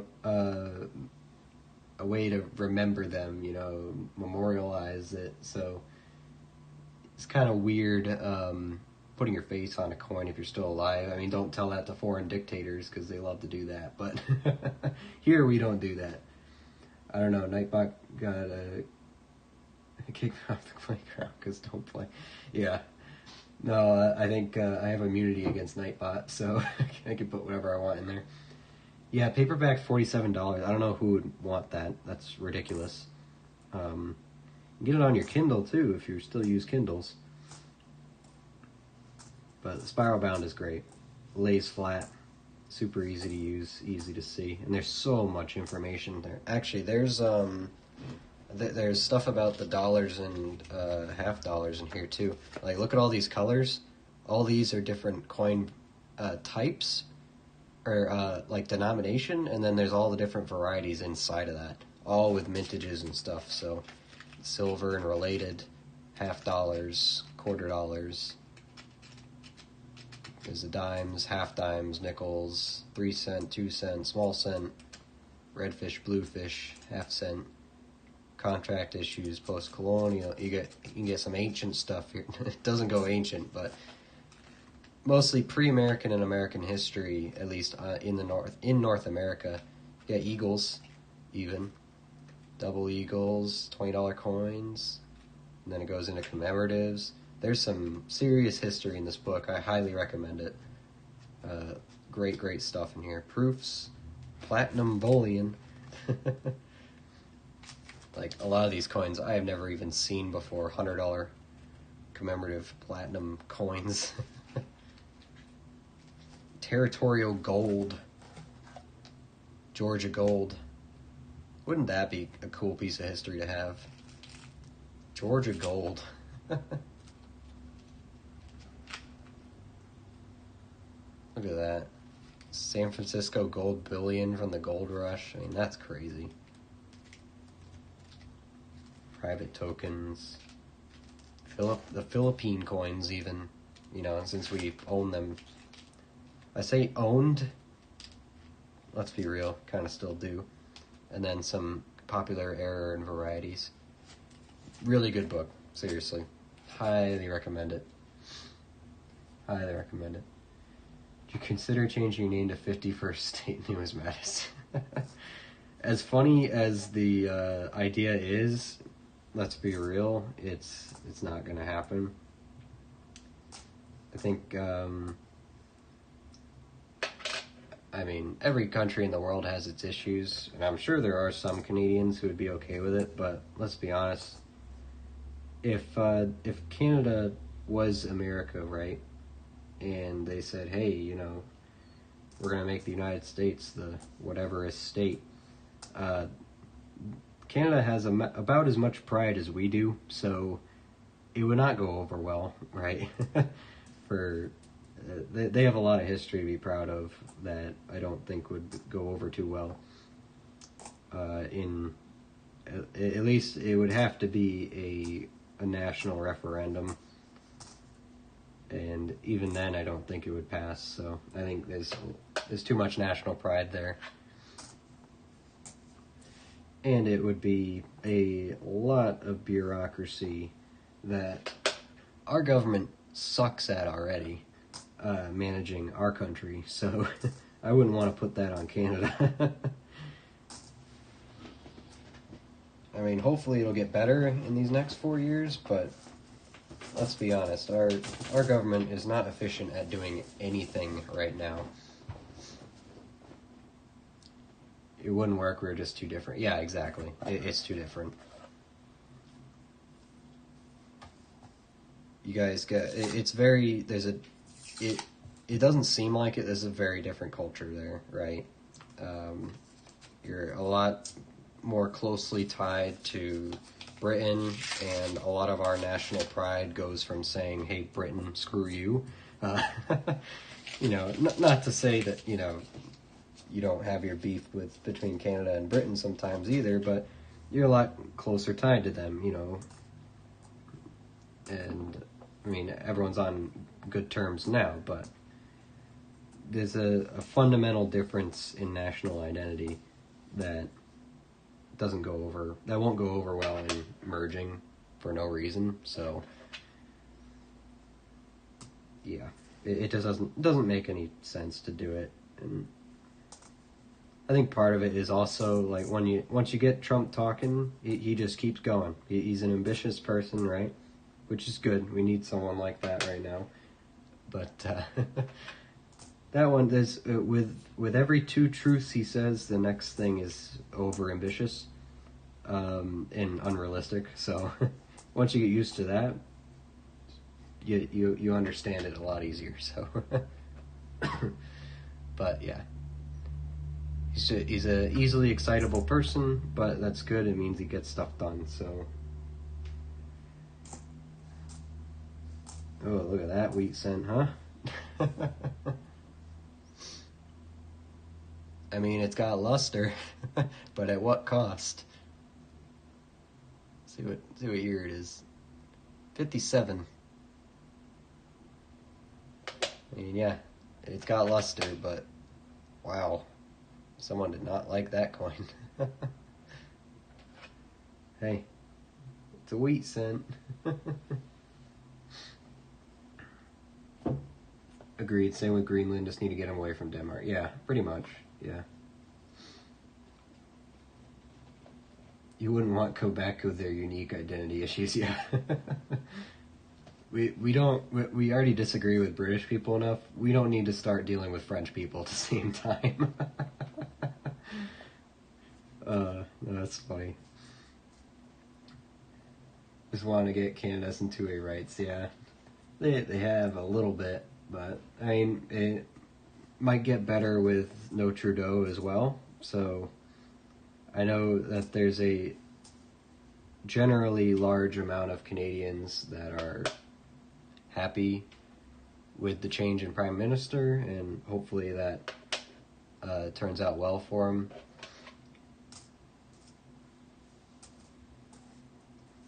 And we'll see what kind of changes happen in Canada over the next few years because of that. So 82, it looks small. It is a small date. America has a nice 50 for the amount of states. Yeah, it's nice and round. Although we might see, Puerto Rico as a state soon. We'll see how that goes.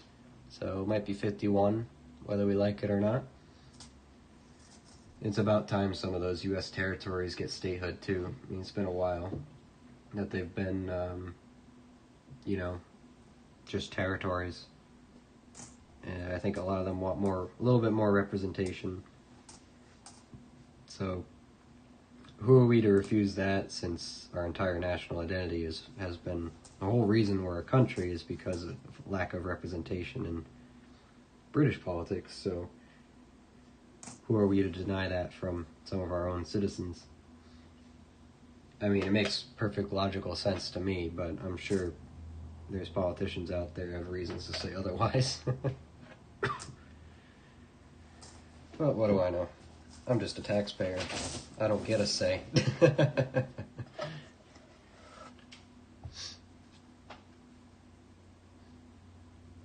We just give U.S. Quebec. I think, doesn't Quebec have a majority of your population in that province? Just like Montreal area and all that? Yeah, honestly, it can't be worse than California, but, there's not much left to California to give, so California's doing a good job at making sure California doesn't exist anymore, so give it a few more years with them under their own management, they might just fall off the face of the earth themselves with little outside help, so they're well on their way. They're really trying. They're really trying.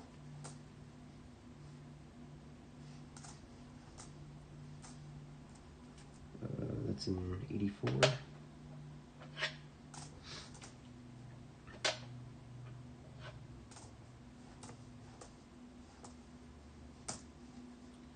I don't think Canada would want California anyway, because I think California so far has been more of a tax drain than any kind of positive income.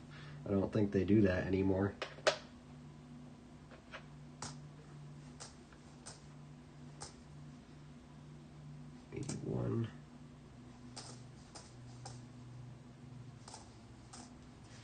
I mean, maybe if they replace Newsom with someone else, and maybe maybe Canada would take him, but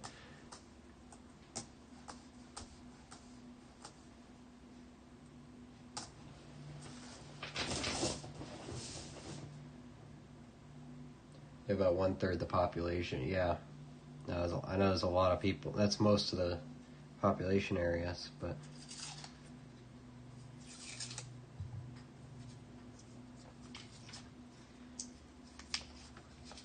I think the Canada stuff's all talk, but it's just you can't listen to anything Trump says without assuming that 30% of it is just over exaggeration and most likely an underhanded joke. So, but government didn't do too bad today. They had the quick 20-minute Colombian crisis. They wouldn't take their criminal citizens back, so he threatened that 25% tariff, and then all of a sudden, 20 minutes later, they're offering to help fly them back themselves. So it's a miracle what quick, decisive action how that can change a situation. No idea what that says, but it's not a wheat, so I'll let it go.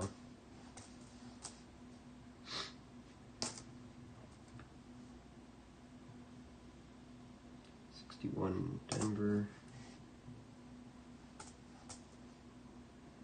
82.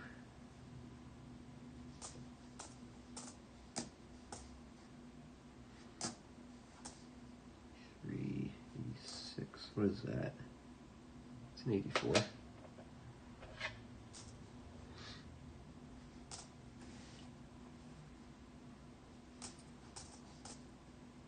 '63, 95.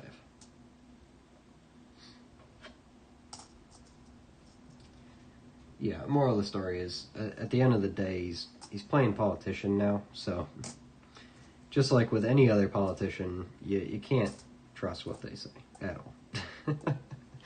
If anyone thinks that Donald Trump not being a politician before he goes into office means that he's a more trustworthy person at all, is just kidding themselves, right? There's no perfect president at all. All of them are going to have flaws.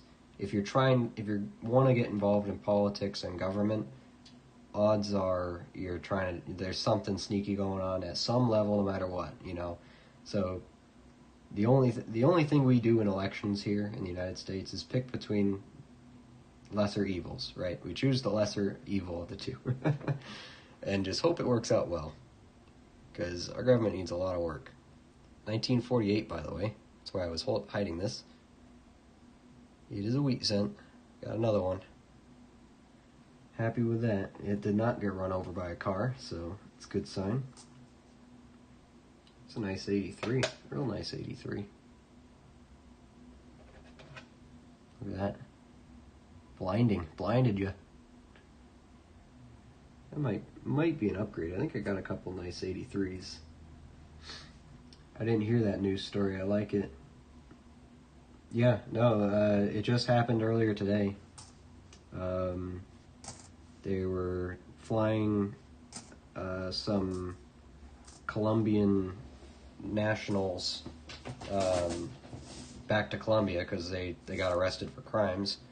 So they had them put in the planes, and then the military was flying them down, and Colombia refused to let them land. So they came back. I think they just turned around in the air, told the president, and he said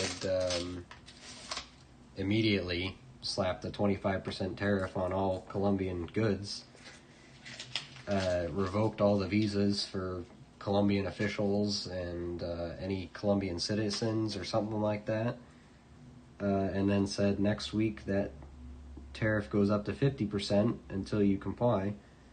And sure enough, 20 minutes later, the president of Colombia backed down and offered his private plane to help fly the criminals back into his country. So safe to say that that worked pretty nicely. I mean, he kind of has the what do you call it? He kind of has the speak softly, carry a big stick thing down, except it's his own twist. It's not really speak softly. It's just speak quickly and a lot and carry a big stick. And, well, hey, say what you will, but it worked.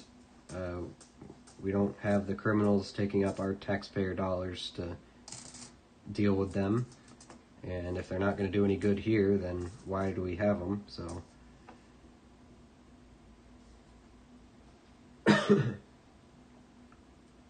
81. Nightbot got you again.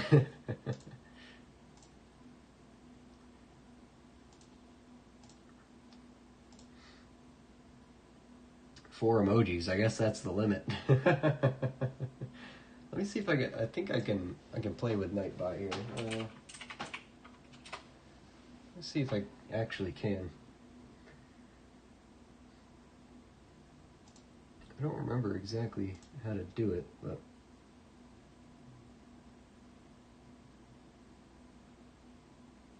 it's funny. It shows me a chart, and this nothing. Nightbot's doing nothing, and then all of a sudden there's a giant spike where it just kept timing out, timing out Steven here. It's like, oh, Nightbot's doing something. Let me see if I can. There, it might be under here. Okay, I can turn off the excess symbols thing. There we go. And the emotes. There we go. I'll get rid of the caps thing too. I don't care about the caps. It's really just for racial slurs. That's all I really care about. So we can keep those out of here. Alright. I shut that off. I don't know how long it's going to take for it to update, but Nightbot should not get mad at you for putting emotes in there anymore. Shouldn't. We'll see if that's true, but see if we've what do you call it? See if we'd satiated Nightbot's bloodlust or his specific hatred for Steven and Steven only.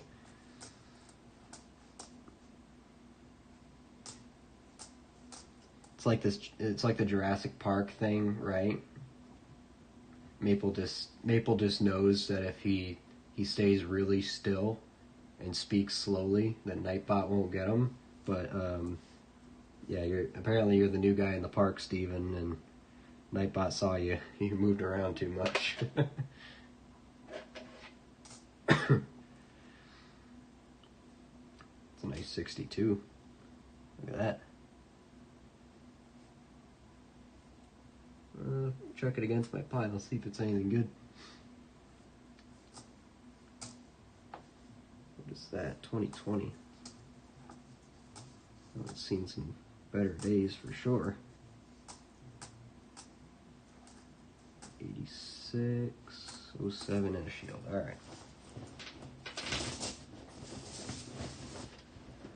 I'm trying to help fine tune it, yeah. Oh, he did. Yeah. No, Nightbot is just personally had it out for Steven. Personally. For him specifically. Trying to do a couple different things at the same time, so I don't have that much to say. Yeah, no, I'm just making a joke. Glad you're hanging out. Glad you're hanging out. Ooh, I see a wheat penny. Does that show up on camera? I think it does. Right there. It's in there. You know, come to think of it, I haven't had a Canadian yet. It's kind of odd. Usually get one by now. Then again, we didn't have much last night either in the nickel hunt, so maybe it's these Loomis boxes.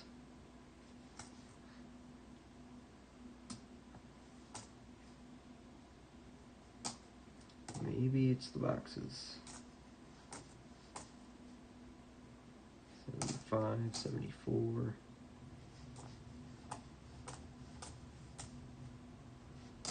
78. 69. Another 83.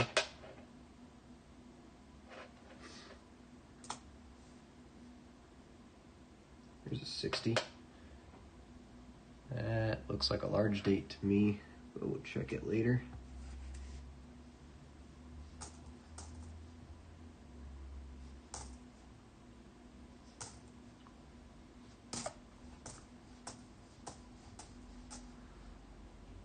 $61, $81, 66, $02. Here's the wheat cent. A little bit dinged up there. Looks a little smooth, but it looks like it's not corroded. 56. I think we're going back like one date at a time because the good legible ones have been 58, 57, and now 56. So getting back there slowly.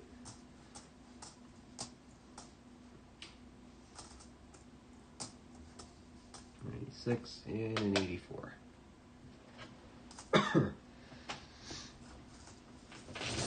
There we go.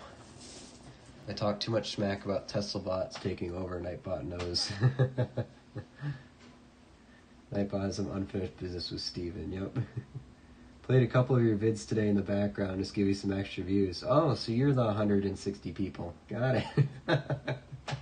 I appreciate that. That's nice of you. I'm John Connor.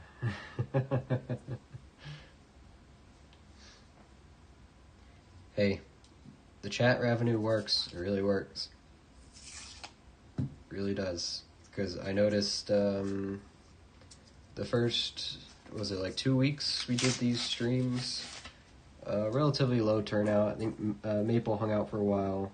Then it was mostly just on the weekends. I'd get, 4 or 5 people stop in, throughout the whole stream. Now I'm noticing like a couple people come in every few minutes. So like I have the what do you call it, the command center or whatever you want to call it for the live stream up here, and apparently 32 people have stopped in and out. So I mean, I know most of them take one look and they're bored already. It's not everyone has the attention span for this, or thinks I'm boring or talk too much, whatever. But compare that to how we started, and only 1 or 2 people stopped in the whole time, and I'm just talking to myself. Something's doing something, so we must be doing something right. Plus, it's a lot easier to keep going and talk more when there's people to talk to, so I guess it's like a compounding interest situation, where I guess you're more interesting to listen to when people actually feel like they're having a conversation with you. But you can't really have that until people actually watch and talk, so hey, if you're a chatter, it doesn't bother me, because 1, it helps the stream, and it makes it easier for me to talk while doing this. So I mean, don't get me wrong, like part of my job in the real world is to just talk, so and sell. But it's only so much I can say about coins over and over again, so it's nice to have other things to talk about. But I also do need to learn to take breaks and not talk all the time, so you learn how to drink water, which is very helpful. So it's a double-edged sword, but I'm enjoying it. I'm having fun doing this. Speaking of water, I'm going to drink some.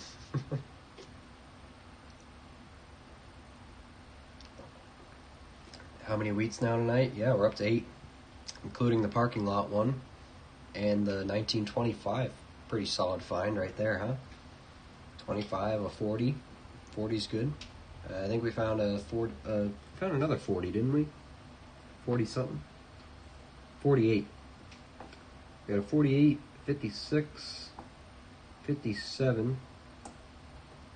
That's the 40. The 25. 55 was the first one. Not the good one, but the 55. This is a 51. Can barely make it out. And we got a nice lustery 58 here, so got a good variety. Starting down at 1925. Can't complain about that. Probably going to be the find of the night, if nothing else.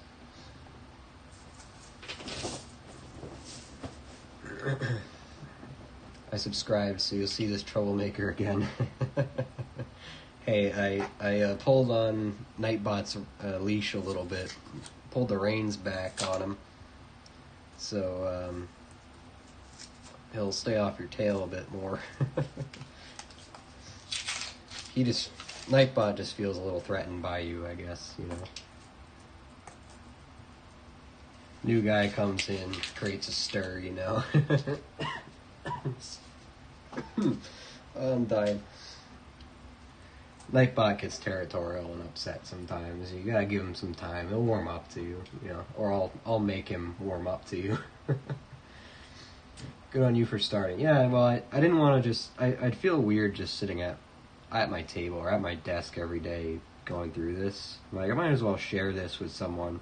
Be a little bit more interesting. Give me something else to do.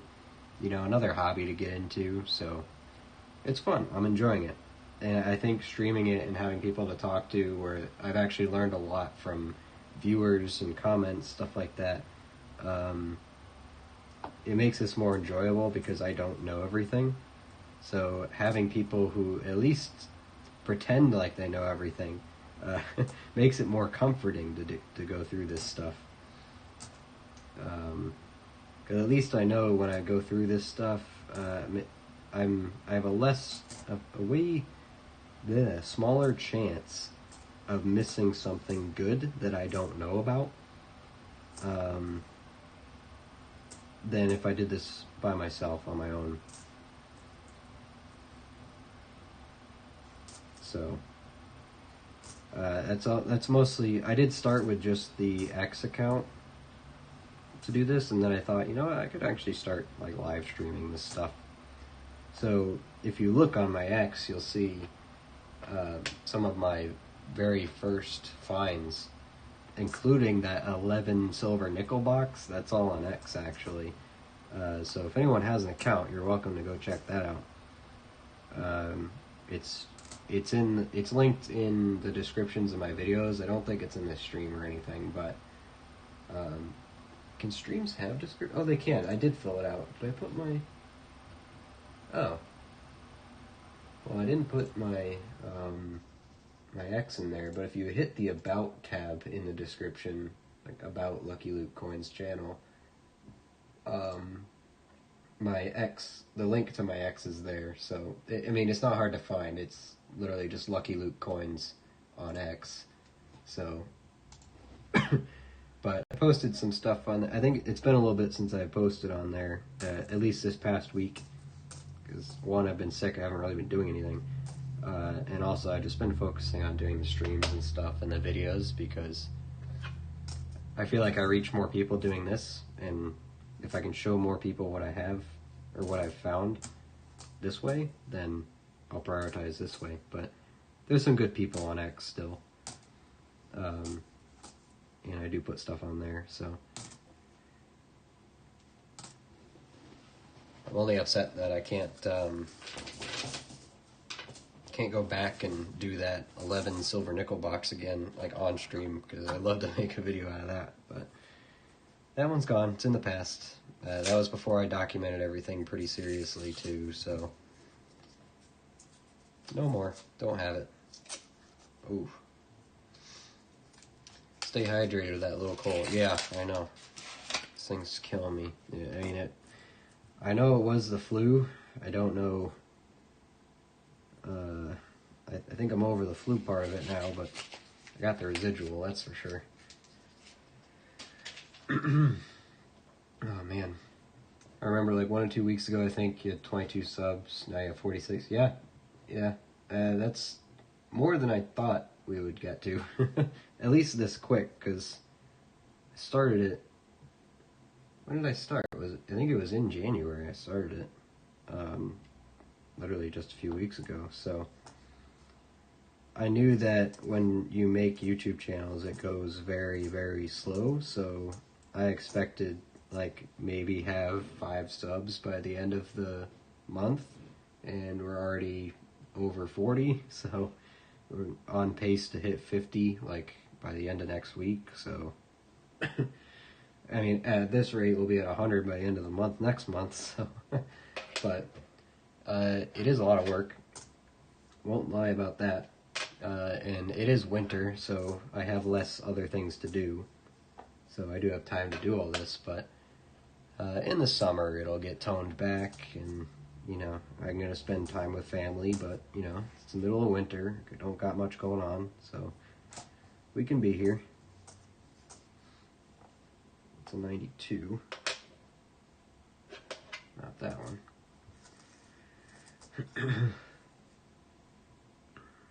88. 86. It's an 82 large date. The thing I found interesting, actually, and I'm going to show this because it popped into my head. I might as well just do it. This is the 75 to 13 penny book, and also if you're interested in the brand H.E. Harris, these are the Amazon link to these, not the penny ones, but the nickel ones, is in those videos as well that I made in the description. So if you look at 82, I thought this was cool. They have 82 copper small date, 82 zinc large date, 82 zinc small date, 82 Denver copper large date, 82 Denver zinc large date, 82 Denver zinc small date. They had every single one. Oh, and 82 copper large date. Every single little variety. So when I say small date, large date, I'm not like BSing you or anything. This is a genuine thing. And obviously there's copper compositions and zinc compositions for each one of those varieties, and then 2 varieties of those varieties. So small date, large date, and then there's the Denver variety of that small date, large date, zinc, copper. So you got a lot of 1982 real estate here to fill in, which we do have all of them, but I'm looking for good specimens, to put in. So I figured I'd show that. Because why not? I saw this 82 large date. I'm like, wow, looks really nice. But I'm not too worried about putting those in yet, because there's going to be a lot of really nice ones like that. So I'm a person who, we talked about this last night, especially the newer stuff that's not hard to find at all. The reason why all those spots are empty in my book is because I have higher standards for those coins, because they're newer. They should be nicer, so I'm going to pick out good ones to put in the book and not just anything.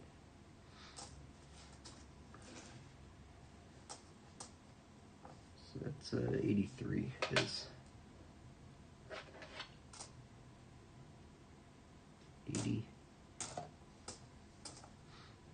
75, 75. Those are 2 completely different looking 75s. Look at that. That just shows you the different way that copper tones, right? Completely different looking. Same year. Same year.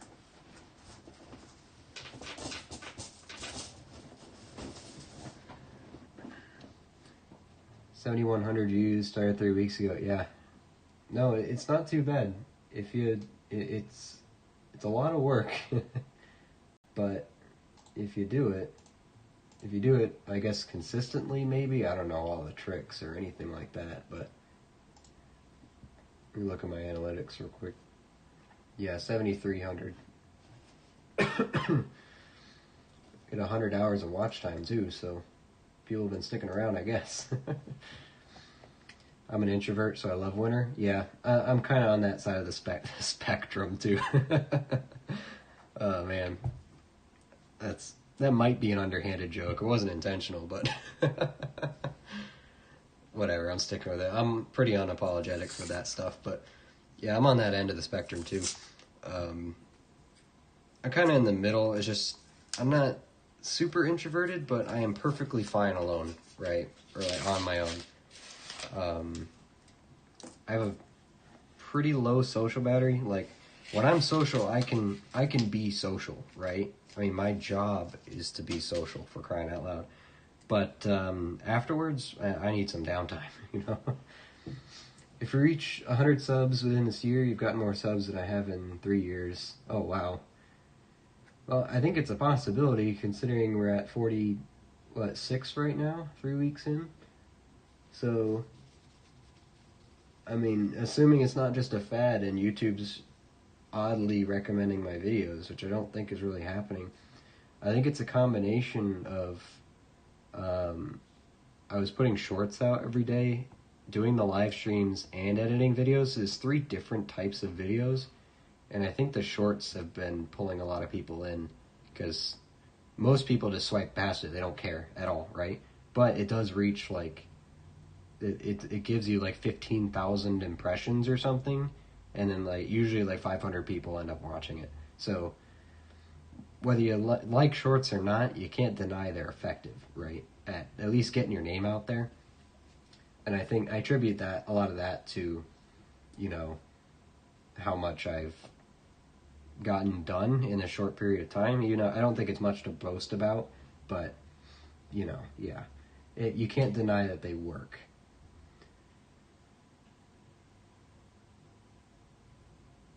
I seen this in my book today, and I thought, how will I figure this out? You help first thing tell him by showing me the big small bait. Oh yeah, no. Once you understand it, it's not that hard to understand. Yeah, once you understand it, it's not that hard to differentiate, and it's actually a pretty easy concept once you get it in your head. Get the red book, by the way. Very easy to figure it out from there. One thing you also learn about is large S and small s, self-explanatory from the San Francisco Mint. They made a large S and a small s, and finding the difference between that can be tricky if you don't know already. The book explains it perfectly. It's amazing. I place anything and replace when I find better. Yeah, I thought about doing that in the books, but then I'd be swapping out a lot. So I want to find decently good specimens right off the bat. Unless it's really old and that's all I have, then I'm going to throw it in, obviously. But like, for example, my nickel books, you'll see all the oldies all filled in. Like 40s, 50s, 60s, all filled in. But up in the 80s, 90s, I have almost nothing because it's only perfect specimens. I'm just really picky with them, you know. On camera, I could see 10 different tones of color, I think. Yeah, I know that it just shows copper tones, like, very weird. It can tone anywhere because you have copper varieties that tone super weird, and then zinc tones differently from that. So, yeah. I got more views after I made some shorts. Yeah, it's undeniable that it gets your name out there. It really does. And I think more people come visit your channel after seeing those. So, and it's odd. I think humans have a primal instinct that makes us like currency for some reason. So, at least most of the men who will flip through and see, you know, your short, they'll stop and watch it, right? Or they'll at least be interested, and they're like, oh, I mean, coins are cool. I mean, let's not deny that. Coins are cool. I want to learn more about these. And that's how I think I got most of my traffic. But enough about that. We gotta go through some coins here. I do see a Canadian here, by the way. It's a 12-sided. Excited for that. Get down to that one. Finally a foreign. See if it's something Maple can help us out with, if it's going to be old. 82 origin date.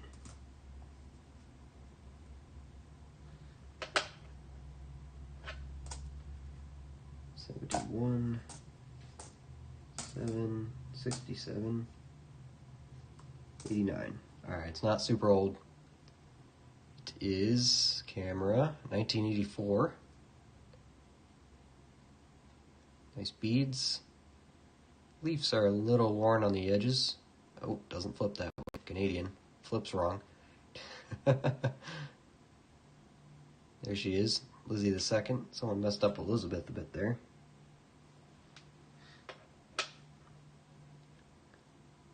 I always like the detail on Lizzie's hair and the crowns on these coins. Looks really good. And I sing, you know, Canada's praises for making beautiful coins all the time, but I'm still going to keep doing it. I mean, that just looked great. 1984. We looking for anything special, Maple? We just got a normal one here. There we go. Take it. It's Canadian. We like Canadians. I guess the people aren't bad either, you know.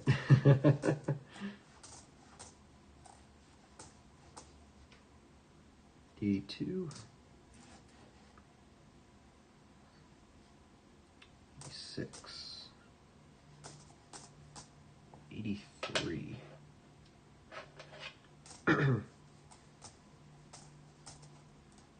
What's going on here? There's no date. Is it a wheat? It's not a wheat penny. Still kind of want to know what the date is, though. Let's see if I can get this off without scratching it. Or do I really care? I don't care. Someone's going to scream at me for doing this, but I'm going to do it. You can't stop me because you're behind the screen. So deal with it.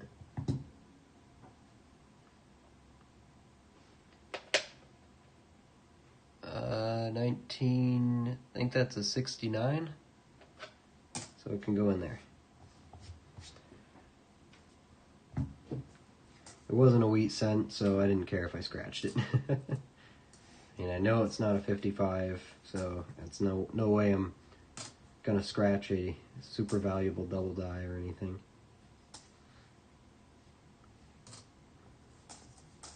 Oh, that's a copper. And 92 to end it off. Jackpot? No jackpot. I found your channel from a short. Oh, okay. Yeah, wait, I think I remember. Did you comment on one of them, Bug? Did you comment on a short? You commented on something. Feel like I remember that. Currency pays for life. Yeah, everyone's interested in coins, right? Yeah, it looks decent. 1984 looks to be a common date. 98% copper. Okay. Well, hey, copper coin. So it's worth more than that. More than 1 Canadian. Well, honestly, here in the States, they're interchangeable. We just count them as a cent anyway. So, well, they're not even worth a cent to the Canadian government anymore anyway. So,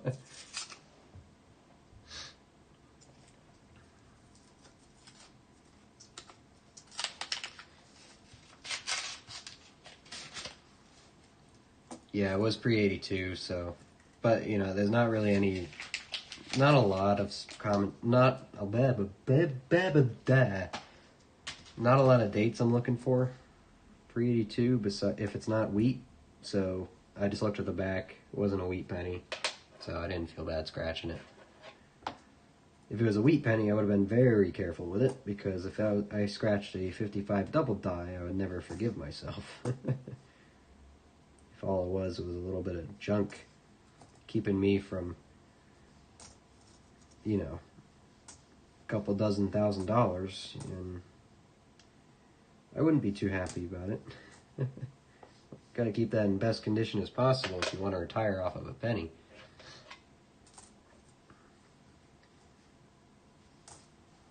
What if I came out of the screen to stop you from scratching coins? I probably wouldn't appreciate it, but as of right now, with today's technology, there's nothing you can do about it, so I'm going to do it. What is this? 86. Oh, 72. Doubling going on. Nope, doesn't look like it. Another 72.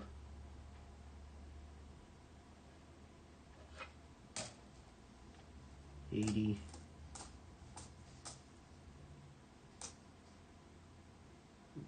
$95.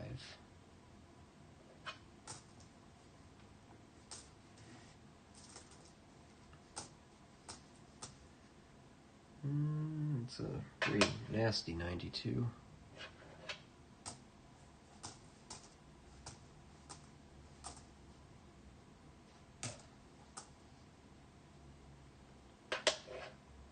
$83.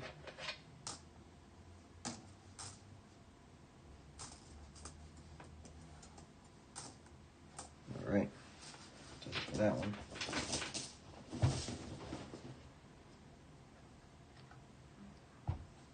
Next one.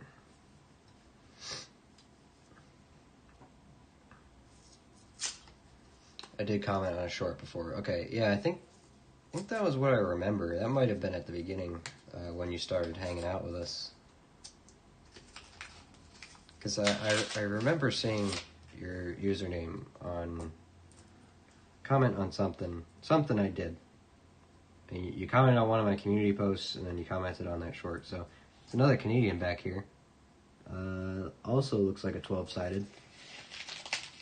See what we got there. Looks copper. I have enough money to retire and live comfortable as long as I die by Friday. Yep, same. Oh man. 82 small date right off the bat. Look at that. Looks good too. That's the spirit though.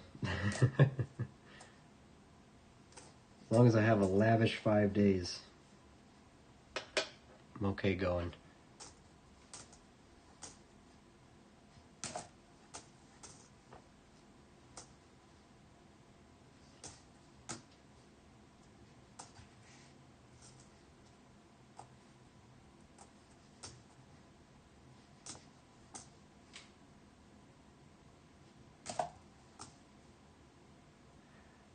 I kind of want to make a shirt someday. Just says, like, I work my ass off just to turn paper money or digital money into coins that I can stare at all day, or something like that. Just to turn it into coins. It's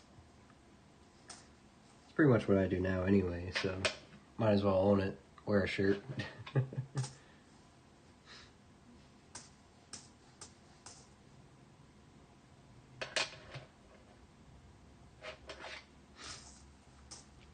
I remember thinking of a funny shirt the other day, but I completely forgot about it, and I'm kicking myself because I'm like, man, I'd like to make a shirt like that. Maybe one day if we actually get a lot of people watching and I can afford to, make shirts for that. I think I had some funny ideas for like coin collecting related shirts that I thought were hilarious, but probably aren't that funny, but it's like very dry humor, but a very niche amount of people would get it, and that's why I think it's funny. Alright, here's the Canadian. It's a 1982.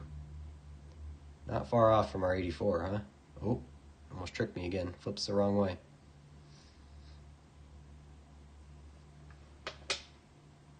Looks a bit more worn than the last one.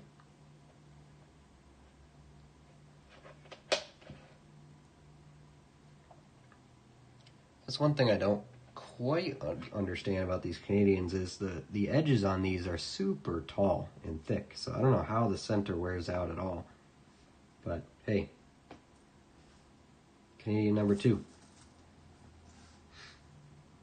We'll take it. 82 large and an 83. There we go.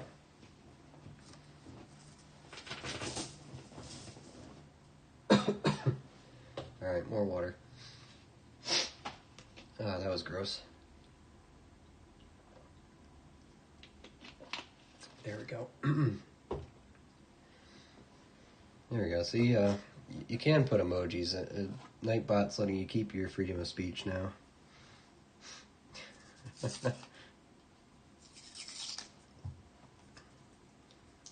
had to pull on his reins a little bit. He's getting a little tyrannical.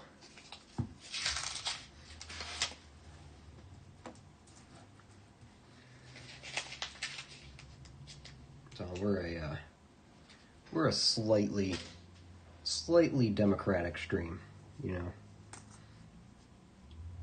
We allow a little bit of, creativity and speech, But ultimately, this still is an authoritarian setup here. I am going to keep all the power. I'm not letting that down. Nightbot is the secret police here. He is going to get put to work, suppressing some forms of speech, but not all of them.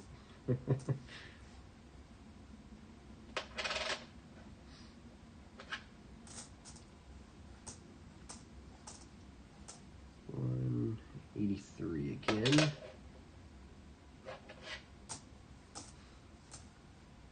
Oh, look at that. There's a wheat cent hiding in there. This one looks pretty slick.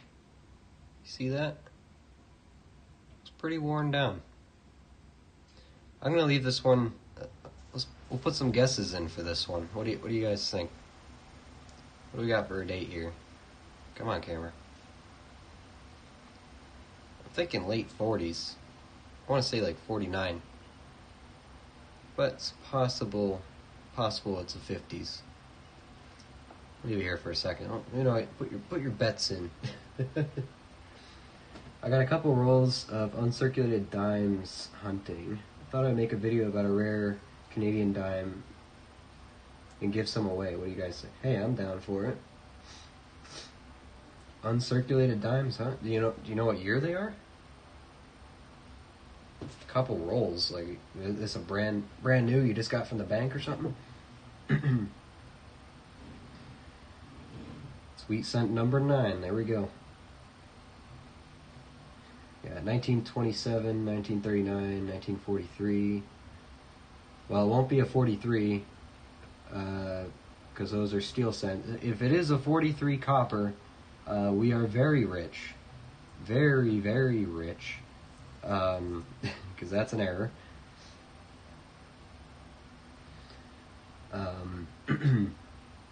In 1958, Maple doesn't have much faith in this being an old coin.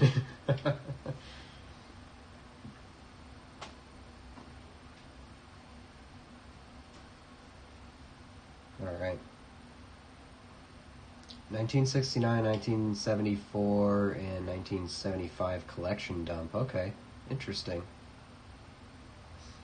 Yeah, 58 is wheat cent, but it's the last one. Alright, let's see.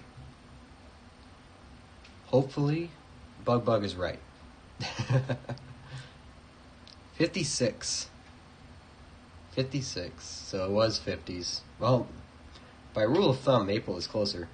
Oh wait, are we playing Price is Right rolls? You can't go over. Sorry, Maple. So the win goes to Bug on that one. Second 56. Last one we found was a 56. Got the Denver and the Philly. Hey, it doesn't hurt to be, you're way off, but it doesn't hurt to be optimistic. I mean, I'd love to have another 30s or a 20s. Love to have that, but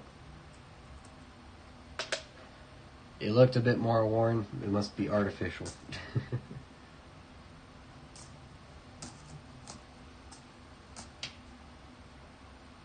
was kind of hoping Bug was dead on, though. That way I could just, we could retire right now, and we could definitely do those, get a couple thousand of those dollar boxes, go through those. I mean, I gotta have something to do sitting on my beach, right? Here's another 60. A lot of 60s. Don't usually run into this many.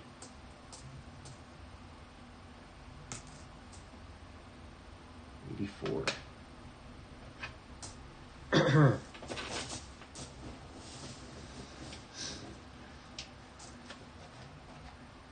Oops, bumping everything. My list. My cheat sheet.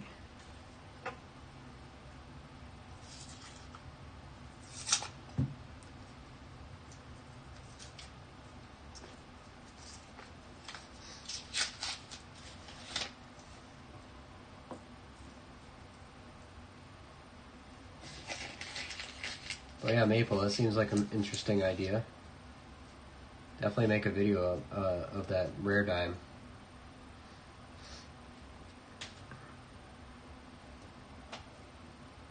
I think you made that nickel video pretty much for me anyway too, right?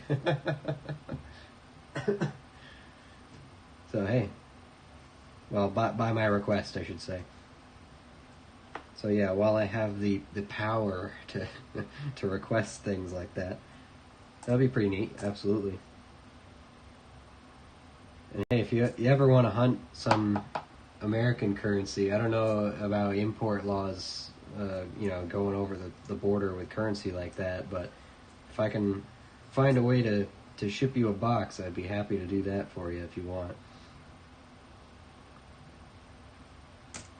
66. I mean, the shipping cost by weight is going to be ridiculous, but better hope there's some good stuff in there to pay for the shipping, offset the shipping costs. 92. I think it'd be fun going through boxes, opening rolls with other people someday. Always thought that would be fun. Do some competitions, stuff like that. I've seen some videos where people do competitions. Thought that'd be neat. Oh, look at that, another wheat penny. You know, I thought the edge of that one looked a bit weird as I was getting up to it. Now this one looks really nice. This looks more of a 50s coin. Definitely does. Place your bets on that one. Looks good too.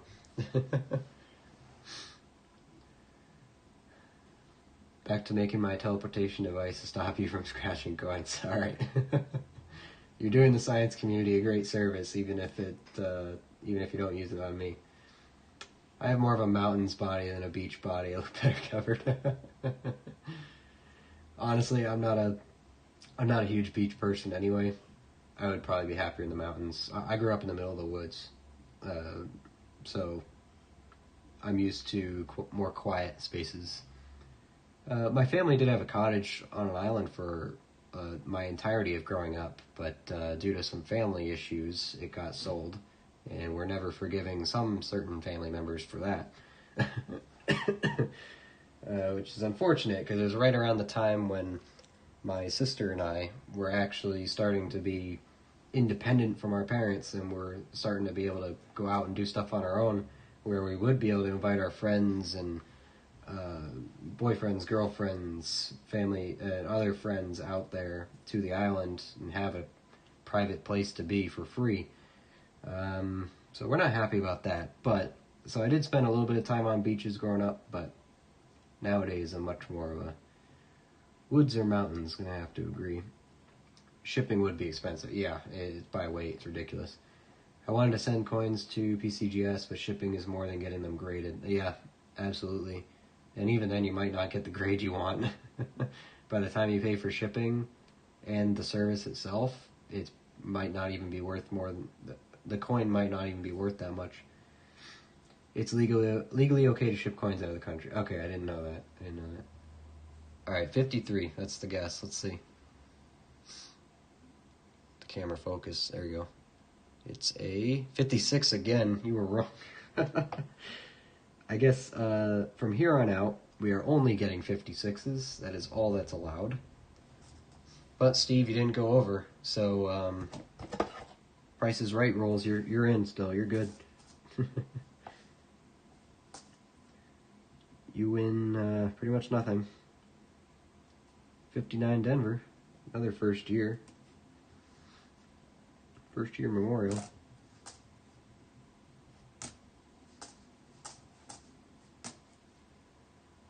$82, that looks large. It is. 1,000, 85, 78.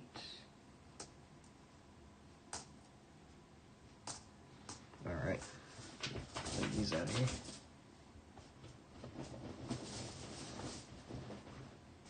Keep them coming. That means on the next one you have to guess 56. That's when we'll get a 55.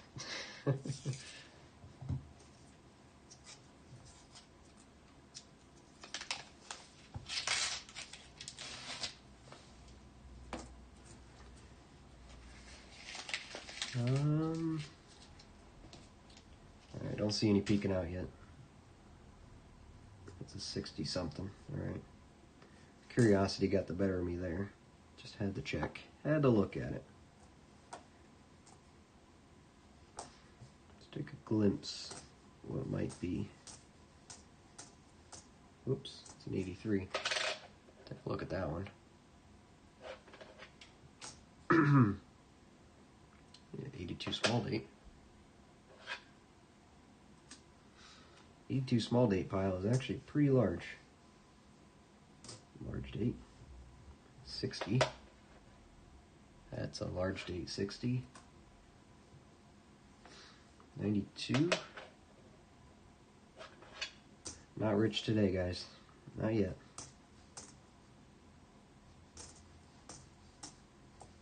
80, 77, 86, 73, 66, 82 large.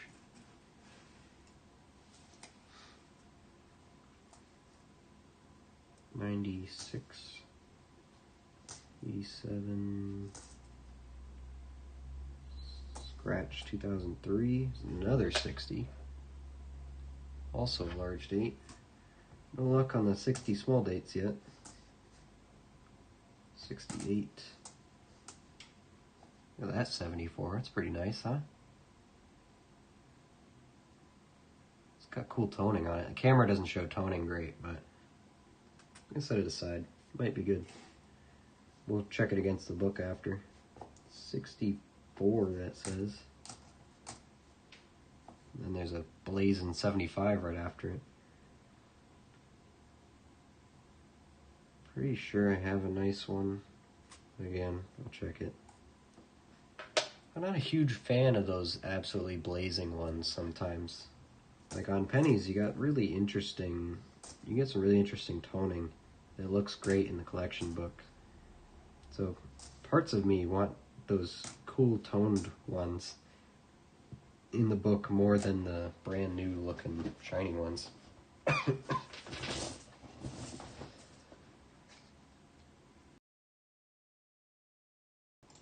There we go, just hacked my lung out real quick. Oh gee.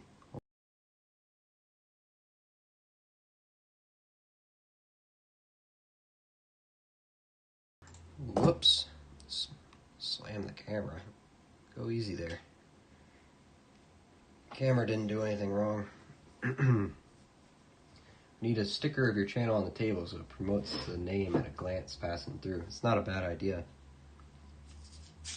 Not a bad idea. It would have to be one that doesn't peel up at all when I lay stuff over it, though.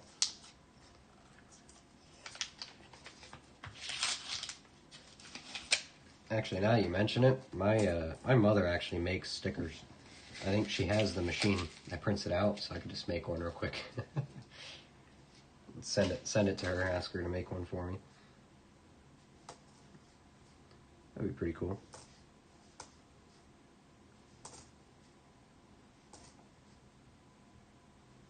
Actually, it's nice that she has that too, because someday if I ever decide to make actual stickers, I can make them ridiculously cheap so people don't spend an arm and a leg for them with shipping and stuff like that.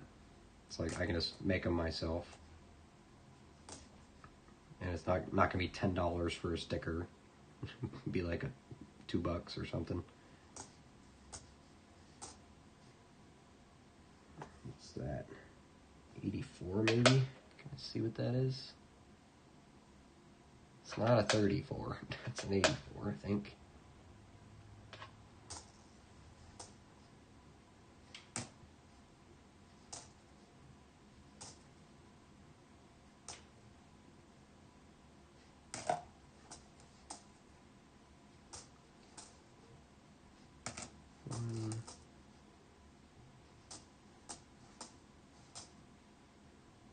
That's a cool toned one.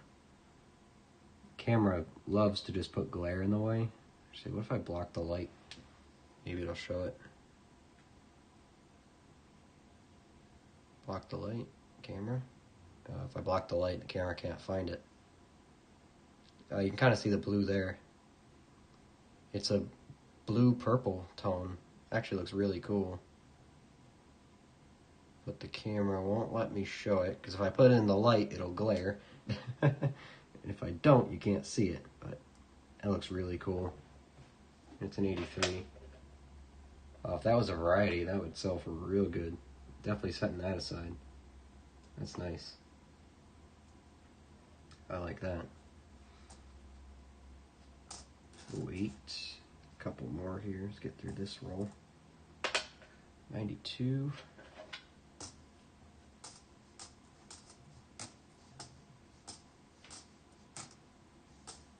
Speed running this. There we go. There's nothing of interest in there. Let me get this.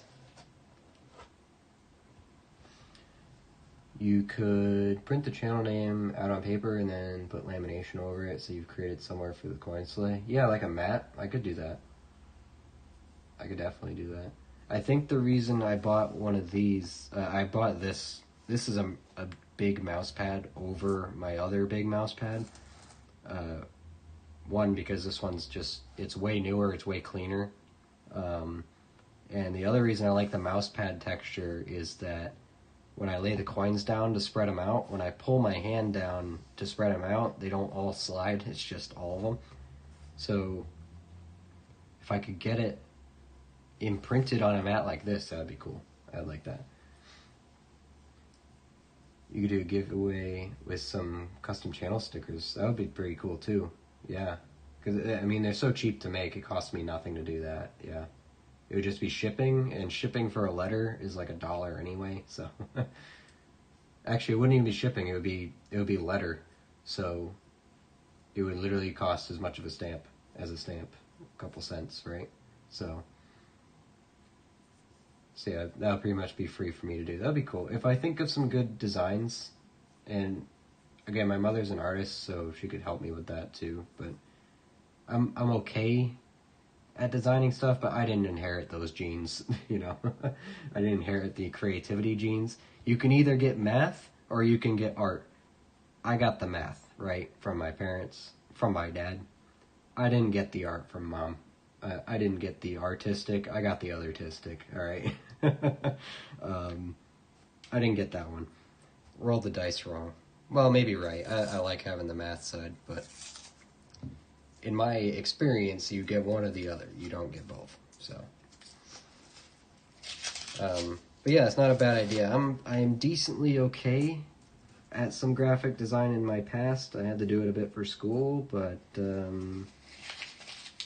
I'll see. I'll give it a shot, and then I'll put it on stream first and get opinions before doing anything. This one I'm going to risk scratching it too, because I don't care.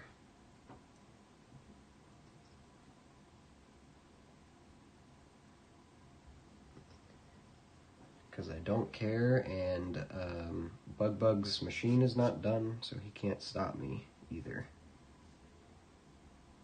Oh, it's an 82. And it's a large date, so I didn't scratch anything important.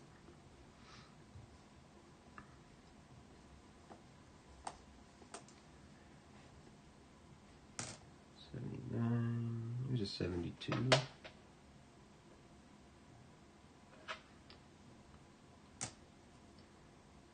73, 88.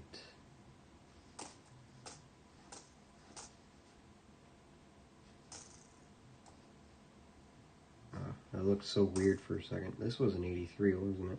Yeah, I almost threw that away without looking. Not that I can see anything, because it's gross. 93, that one's rainbowy.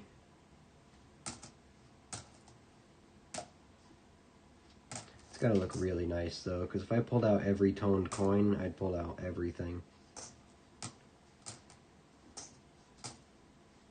92. Might as well check it.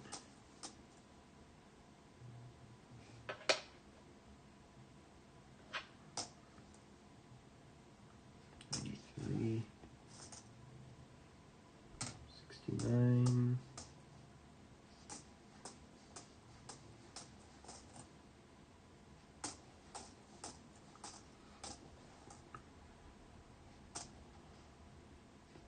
Ooh, 70. Nope, don't need that one. Another way I could, like, trick people to, say trick people, like, everything I do is malicious, it's not. The center here, just put a big barcode, and, you know, everyone's gonna be their curiosity will get the better of them, and eventually they'll scan the barcode. It'll just go to my channel. Just no label, no nothing, just a barcode. Eventually someone's going to scan it. They'll just keep, even if they just glance through, they're going to be like, oh, I wonder what that barcode goes to, you know? What does that bring me to? Maybe it's free money, you know? Branding's a big deal for anything. Yeah, I agree.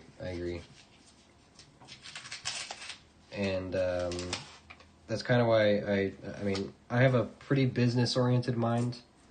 That I can thank my dad for.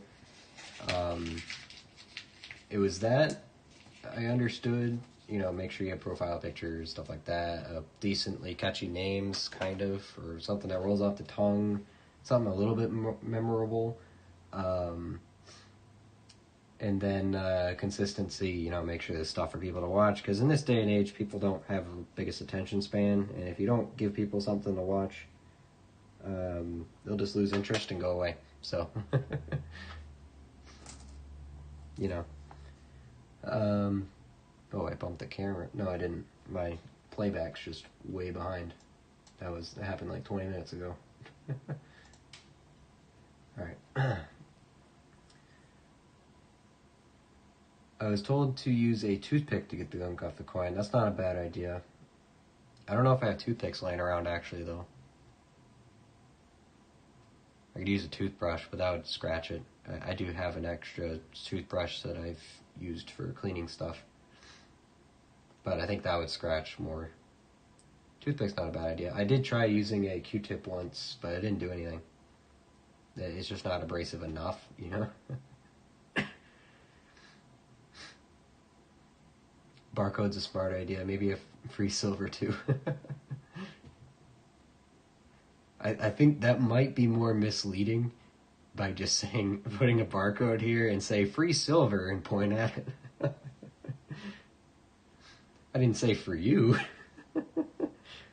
Or just silver. How about that? Like it says just silver on it. And it goes to my channel like, yeah, there's silver on there somewhere. You know, I found it at some point. Except I can't do that yet because this year we are dry on silver still. So that might be misleading the shareholders a little bit. A little bit of fraud. Can't really do that. Not yet, anyway. As soon as we have silver on the channel, we'll do that. We'll mislead the shareholders.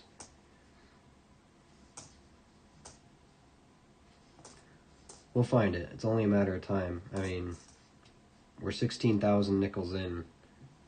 Odds are we would have found it by now, so we're due. Well due.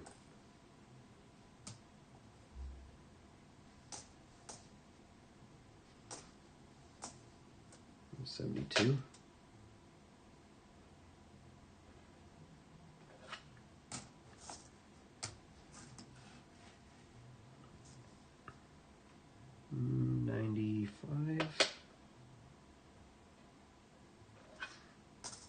Put that there.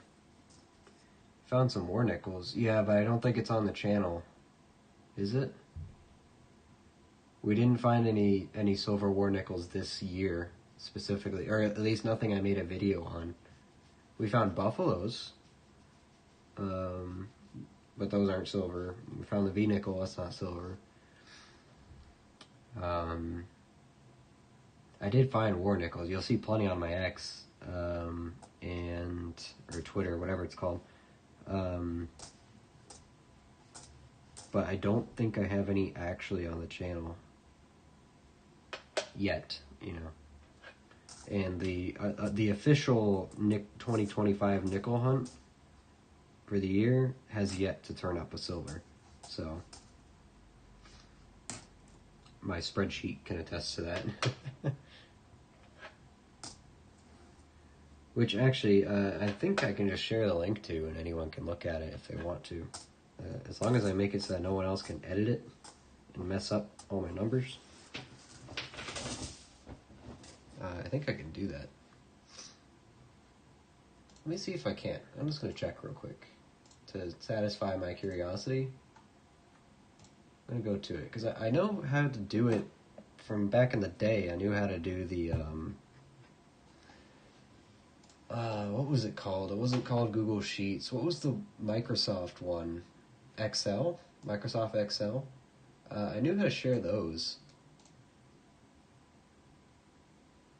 But this Google stuff, I'm new to this one.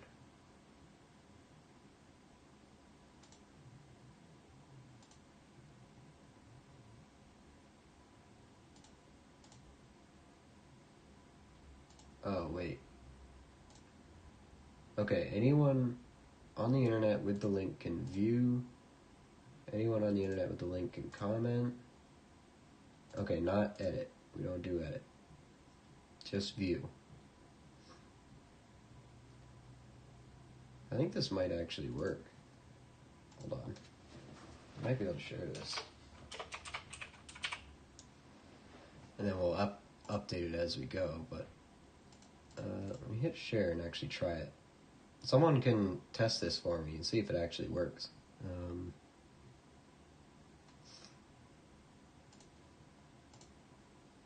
Copy the link, and then if I put it in here, oh, hello? There it is. Someone test that. Let me know if you can see a spreadsheet for this here. And then if you can edit it, be nice and don't ruin my whole thing.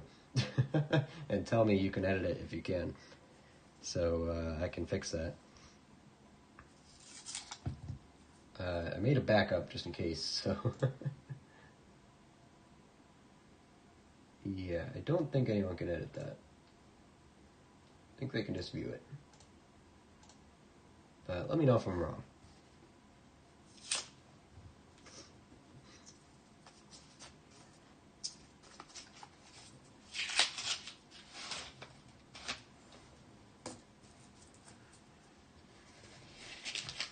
I see another Canadian. Got something. See the beads from a mile away.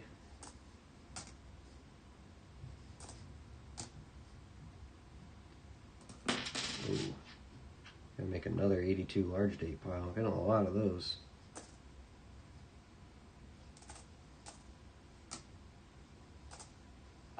Oh, hello. Couldn't make any changes. Perfect. That's how I want it. But anyone can access it if they want it. Got a 1949 date side up. Good thing it didn't come up on the other way, because otherwise Steven would have had to guess 56. There we go. Looks pretty nice. It's a good find. 1949. Not a bad date at all. So yeah, I'll probably put that link up on my channel somewhere for where people can check it out and always be updated where we are. So yeah, that's for the nickels. The goal is to make one for the pennies. I have all the finds separated into the boxes they came from, just I haven't put it in there yet. And also when I do that, I'll have the scrolling thing here on the side, like I do with the nickels. That shows off the finds as we go, so. There we go. 1949. Take that.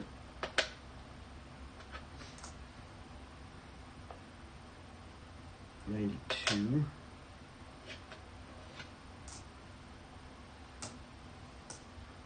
Oh wait, that was an 82. Looks copper, but we'll check it. 82 small date. Right after.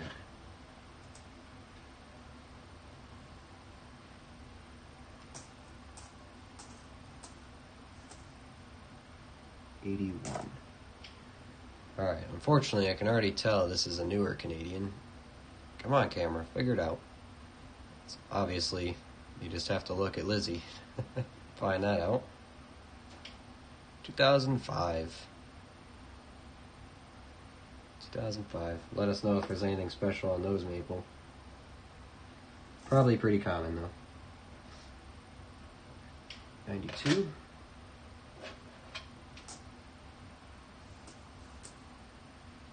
61. 74.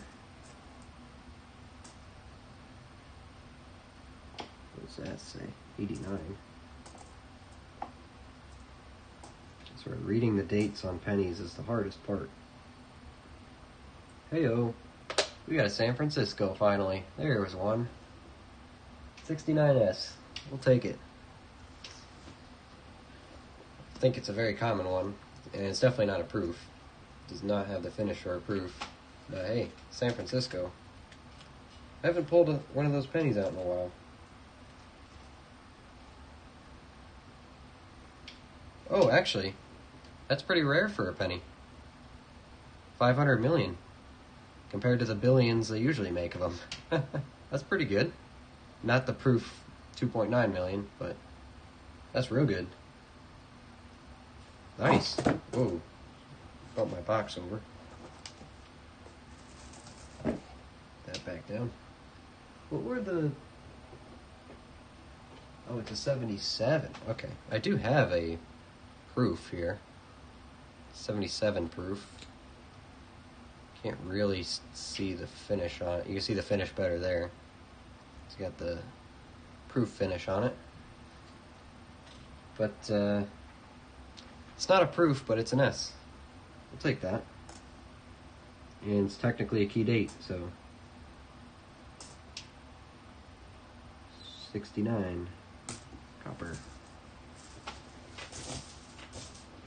It's a good find. Very good find. Put that over here.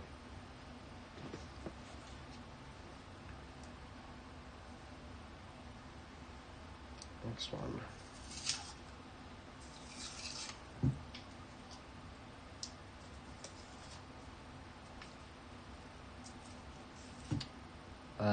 Show the obverse on the 2005. Is there a P under the queen? No mark. I mean, she's got the designer's initials on her collar,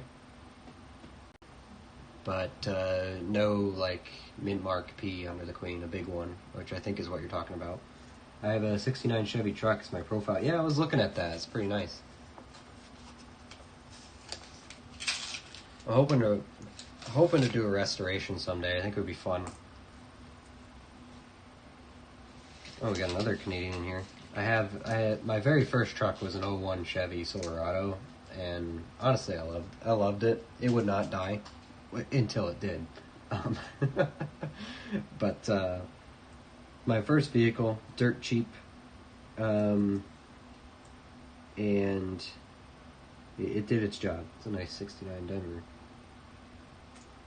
I think it had like 330,000 miles on it by the time we were done with it, and it only quit out on me once. Only left me stranded once, which I consider to be good for a well over 300,000 mile truck. I was on the highway and the water pump just blew up or something completely. So I was stranded on the highway. Truck wouldn't run without overheating, and I was on my way to exams actually for college. Luckily, my friend hadn't made it there yet, and he picked me up. And the truck was worth so little that I just left it on the side of the highway and called AAA. And then, worst case scenario, they didn't pick it up, and I can just do it another time. But I'm like, there's nothing of value in this truck. The truck itself is barely worth a couple $100, so I left my faith in the AAA guy, and sure enough, he brought it back. So, and then I was able to work on it at home. My dad owns a repair shop, so I had all the tools there. And of course he made me fix it. He didn't do it for me, so I fixed it. Put a new water pump in it. And then a couple months later, I pressed on the brakes too hard and blew out the brake lines, so put new brake lines on it too. If it had a P, it would be better. That one is common. Okay, yeah, I figured. Is that just a min mark on it, or is it a variety, something like that? I have a 2007 on 36-inch with lift and air horn. All the redneck stuff is on it. So, standing operating procedure for Georgia, right?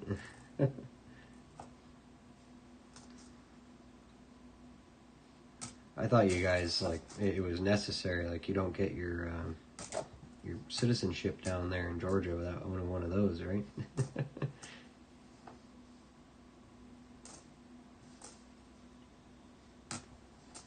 You know, it was weird because last year, around this time, actually pretty much exactly this time, middle of January, I went and visited some family friends down in South Carolina. Stayed down there for about a week.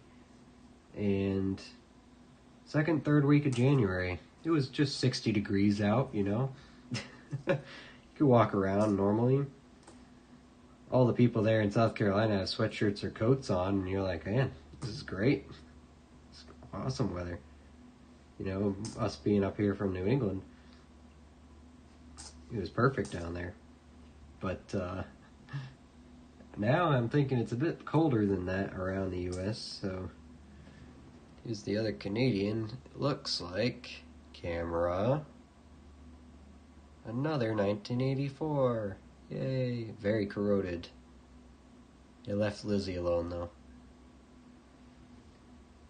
So there's 2 for that. I haven't had a double Canadian in a while. By double, I mean getting the same date. I've had more than one Canadian in a box before, that's for sure.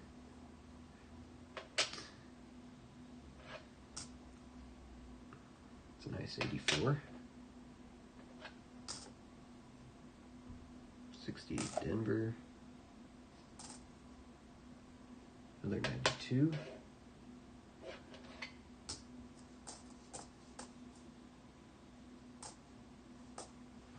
All right. Okay, I gotta dump off my copper pile again. It's starting to not be super manageable. If I pull it over here without mixing it up, there's a lot here. Man, this chair squeaks a lot. Alright. Got my dump box down here. Mute the microphone so don't blow all your speakers.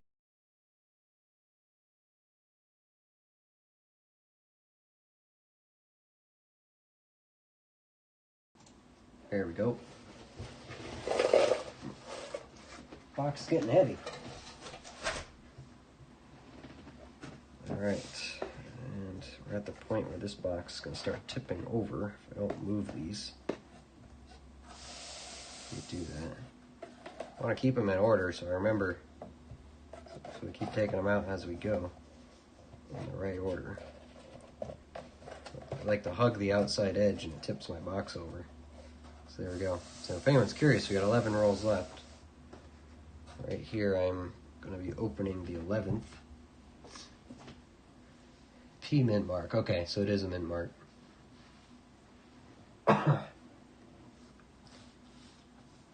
Alright, we're almost on the home stretch here, actually.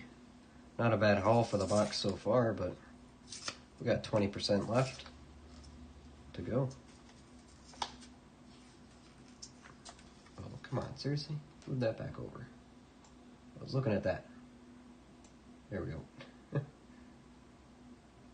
And put that there. There we go. Nice.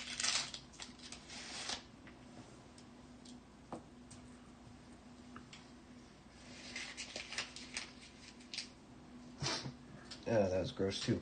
I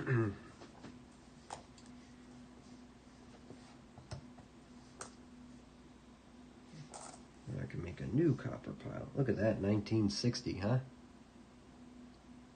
Enough to flashbang you. Be a small date, would you? Doesn't look like it. Check it after. But that's a nice 1960.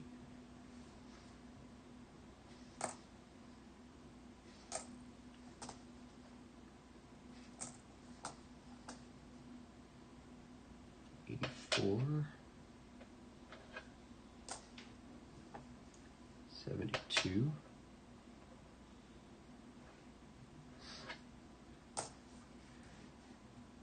So that's good, actually. Now that we talked about it, I know what I'm going to do tomorrow, even though I'm staying home. I know that I'm going to the bank, and I'm going to be sampling that those dollar coin rolls for that collection dump. I'll chat with the teller again and get more of the story and see if it's worth. And come back tomorrow night. We'll go through them, see what we got. Learn together. Oh, bump the camera, then learn together. I'm sure a bunch of you know more about dollar coins than I do, but we'll take the red book out, keep it in play while we do it. Really take our time and go through them and see what we got to find. I have another book here. I'll show it to you in a moment. It won't help with the dollar coins, but it's one of my go-tos for pennies and nickels, because that's all it has in it. It's a variety-oriented book. Bring it up here in a moment. Just because I think it's interesting, and it's more of a excuse me. It's more of a rare variety one. It's called the Cherry Picker's Guide.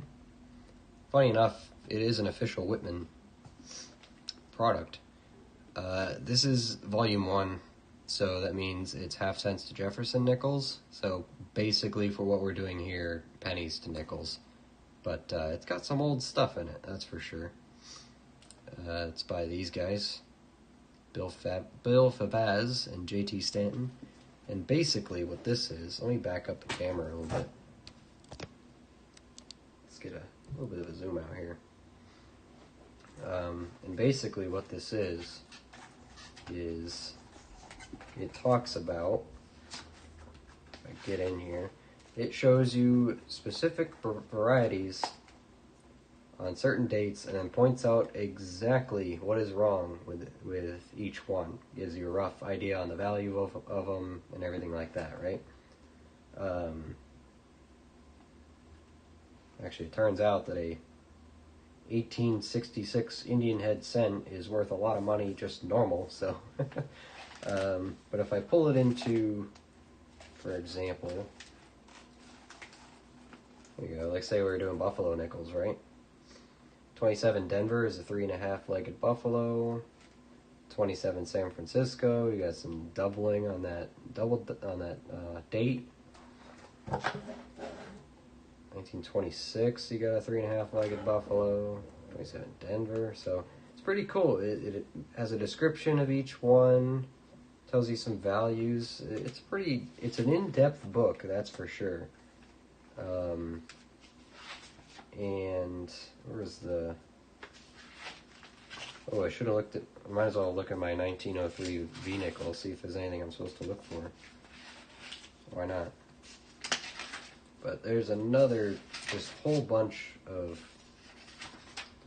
It's an information dump, basically, so nothing of interest here for 03, but... there's some good stuff. Excuse me, good stuff in here. This is mostly what I looked for with the pennies. Just other little things that you can pick out.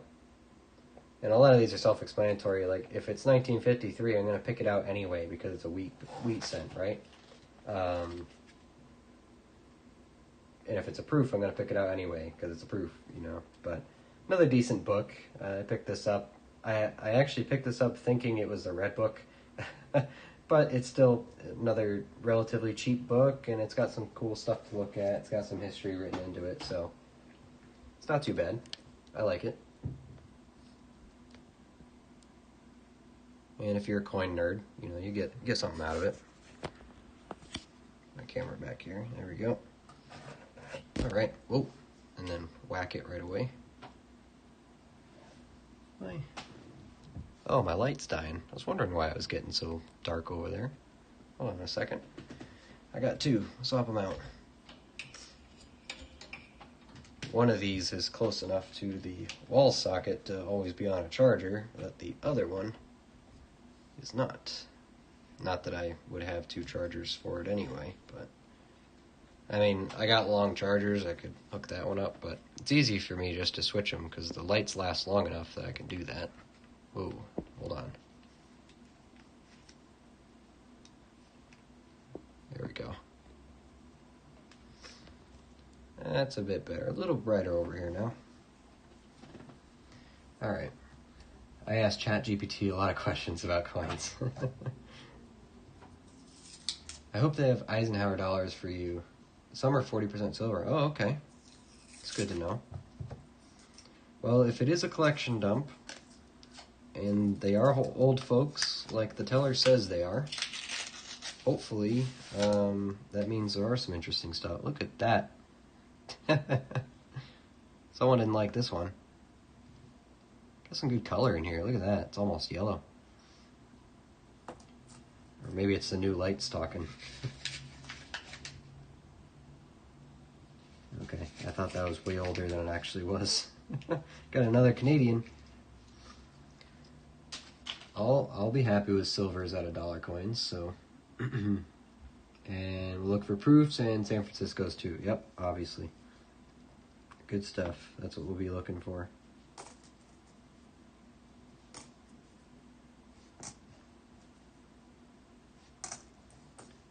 And the Canadian is a 2003. Lowly 2003. No mint mark under her. So, let us know if we're supposed to look for anything there. Looks pretty common to me, though. But all these look pretty common to me, unless it's a King George, so. 64.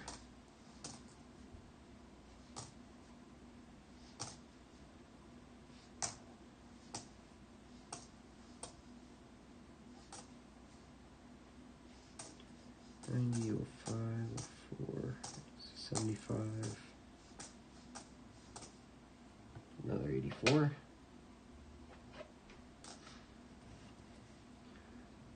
I don't know where that bent one went. I might have already tossed it, so it's probably not worth anything. Yeah, this was a 61 Denver. I thought that was older. It's a blazing 73. Is that the bent one? Actually, I think that might be the bent one. Hold on. Is it? No, it wasn't that one. I might have already thrown it to the side.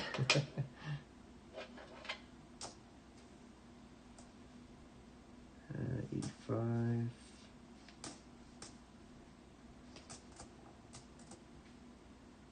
$83. Oh, piece of tape in there.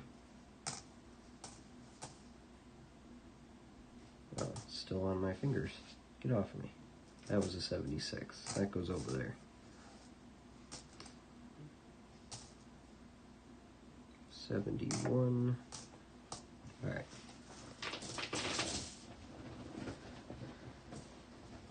Hope it's not a valuable bent. Yeah, I don't know. I don't know which one was bent actually. There was nothing really good in there, so 92 million, huh, for the 2003? Yeah, it's not too bad. Oh, hey, actually, yeah, that reminds. What year? I forget. I know we talked about this. What was the year that Canada stopped making pennies? It was in the teens, wasn't it? It was like 2015, 2017, something like that. 16.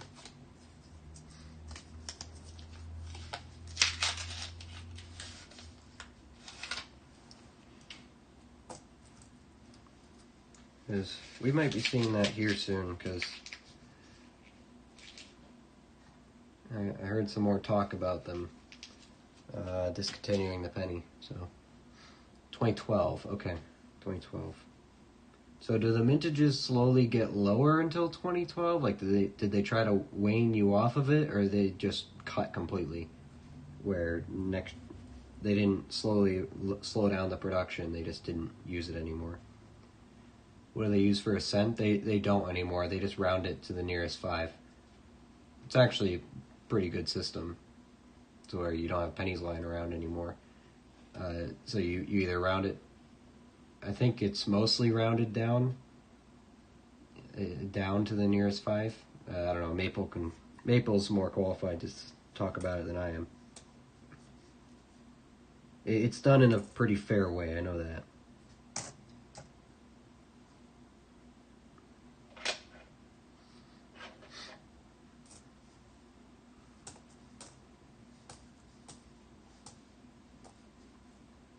74 Denver.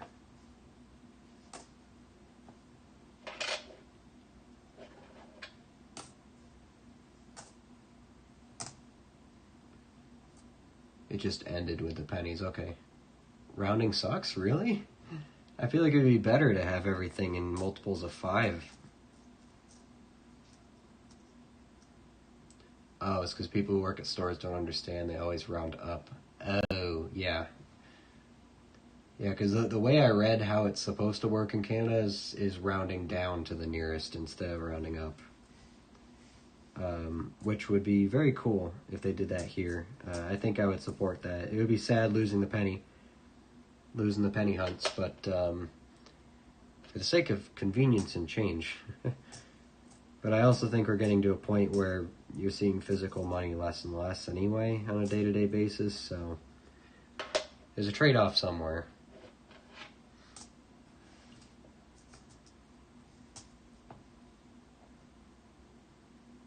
$81. It's really messed up.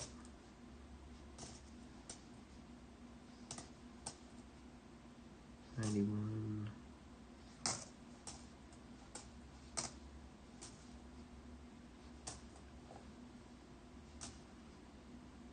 It's an 83.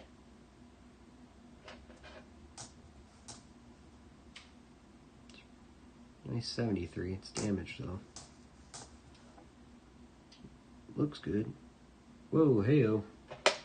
Got another one. Got a live one. 72S. So what is that? 69S and now 72S. So that was a good find.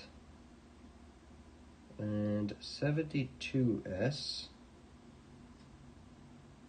Actually, 72S is even lower mintage than that 69S. 200 million less about. That's pretty good. That's not bad at all. Actually, 69S apparently has a double die, but it looks like this, and we probably would have seen that, so. But hey, we love San Francisco out here. Nice. Keep that. Just check the 69S. Sanity check. Definitely not doubled. Cool. 2 San Franciscos this hunt. That's not bad at all. Neither are proofs, but that's okay. We'll get more soon. We got 1 proof penny. Can't complain about it.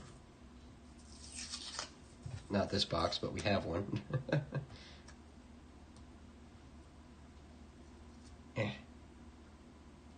heard they want to get rid of nickels here soon too. Have everything rounded to the 10 cents, I guess. I mean, multiples of 5 would probably do it for me fine, because the way I think it's weird that you'd get rid of nickels is that you can't, like, if you have something that ends in 10 cents and someone pays with a quarter, you got to give them 15 cents back, and all of a sudden you can't do that, because if you get rid of the 5, you're trying to get rid of the round to 5 thing, so you're always rounding to 10, but you're going to have a quarter in play still, so, which does not play by the round to 10 rule. So you got to get rid of pretty much all your coins, or make something completely new and only have like half dollars and dollars or something, or just dollar at that point, round to the nearest dollar. So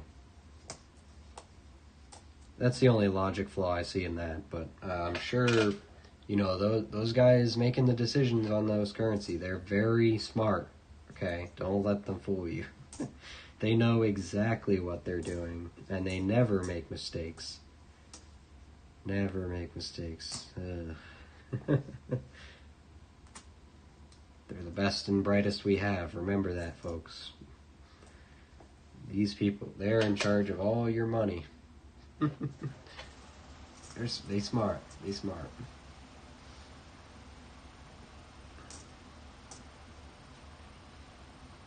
They know what's best for you.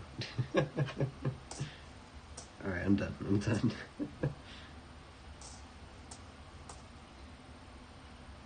84. Look at that 84. Beauty.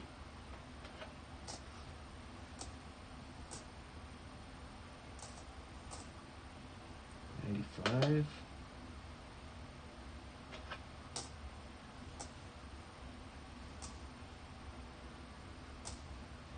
80. 74.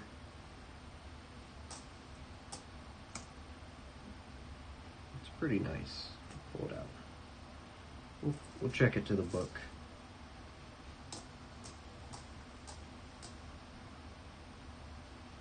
And that's a Denver.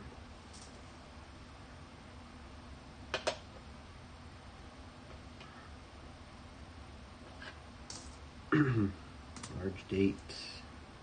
See that one from here. All right.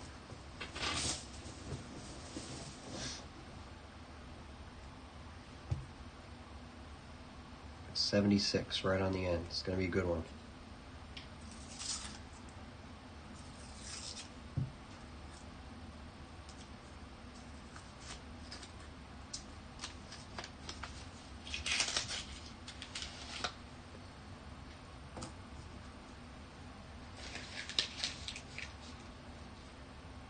See a nice yellowy one here. Hopefully that's good.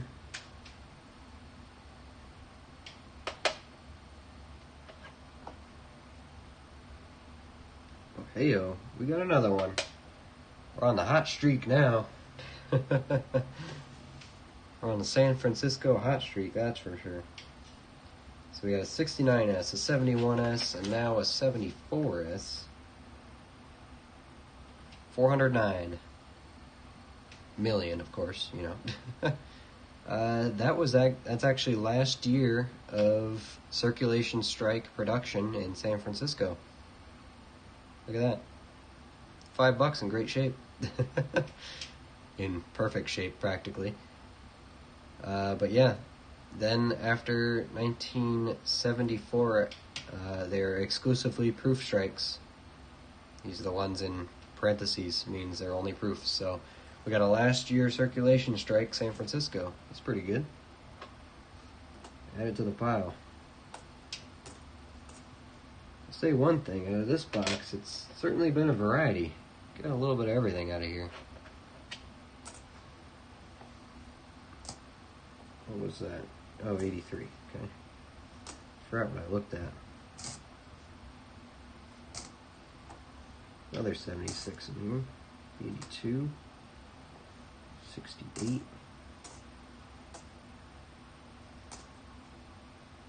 82. Yellow one's an 81. Is that another S or is that a Denver? It's a Denver.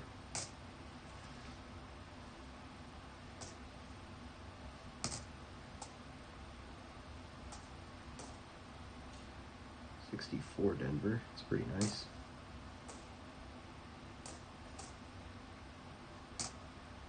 If I had a brown scent and a bright scent albums separately, that would have been a good entry there, but I don't. I don't care that much yet. Can't look for too much stuff at the same time. You'll burn yourself out, so. Maybe another challenge for a later date. How about that? Can't do everything. We're already documenting these pennies and nickels way more than we should, so. And the final 76. I had like 4 76s in that roll. 68S is the lowest minted Lincoln. Is that true? Allow me to consult the book. Not that I don't trust you, Kickin', but isn't that the motto of the KGB? Trust but verify? That's what we do here. Remember, because we're not a complete democracy here. We're a little bit authoritarian. 68S, 258 million. Okay. No, I believe you now. So we skipped that year though. We didn't get that one. We have 69, 72, and 74. But 69S is in great shape. I'm happy with that one. I mean, they're all technically lower mintage, you know, so we're happy with those for sure. And it's always nice seeing an S come out of there, so. Oh, memorial scent, okay. Well, that's kind of what I was referring to in my brain area anyway, so. But yeah, 258 million, that's pretty darn low for a penny even. So, cool, thanks for that. I wouldn't have checked that, or at least I would have had to look at all of them to figure that out, so. Thank you very much. Didn't get that one. I don't think I've found it yet either. It's probably not in my book. I doubt it. But if it's of San Francisco, we pull it out, so I'm always excited to pull them out. But we can take solace in the fact that we found a last year circulation strike, San Francisco. It's always fun.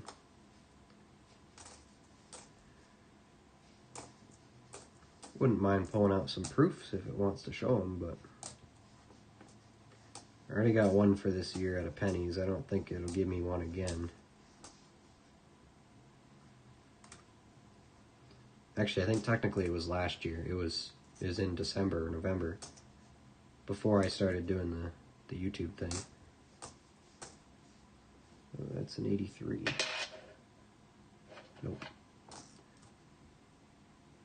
Ah, it's a Denver. Thought that was an S. Would have had a 70.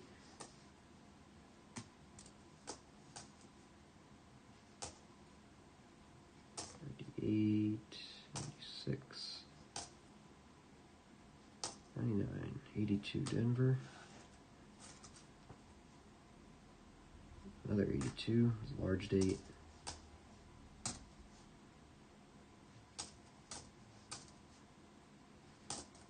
$94, 78, and 75. That one anything? It's not painted, is it? No, it's red tone or corrosion, something like that. Maybe just dirty. Who knows?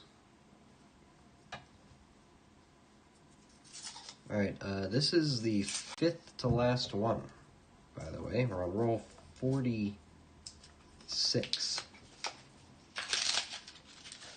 So we're in the final 5 here. Final countdown for the end of this box. It's been a good box so far. Great box so far. So we're going to be sad to see it end, but glad that it happened.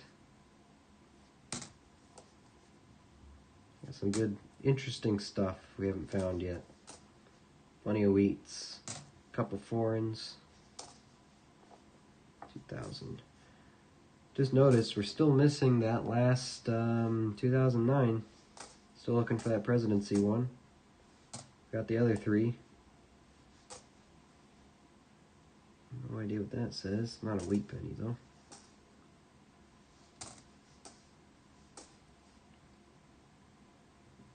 $72 Denver. Oops, not over there. Get over there.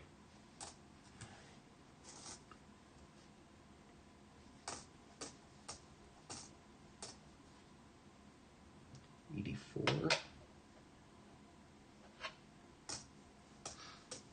64.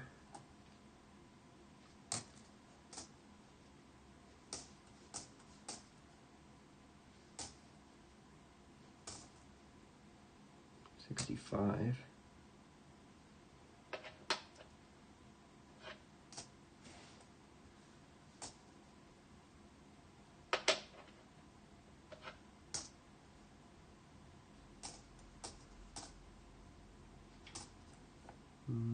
$81, $73, and $82. Large date. Alright, that was roll 5. Roll 4. 69 Denver on the end, and an 84.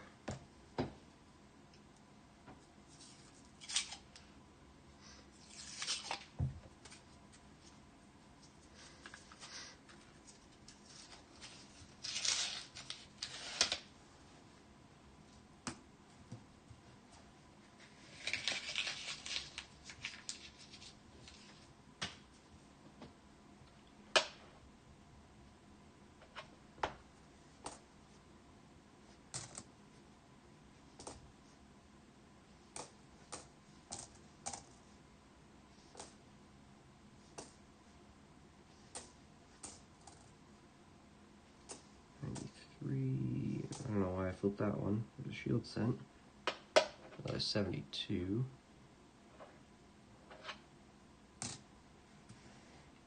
Ooh, got a wheat penny back here. Oh, excuse me for just a sec. Okay. Got holes in this one. Someone made it into a pendant, maybe? It's a 2000. Don't see ones with the holes cleaned through them too often. Pretty cool.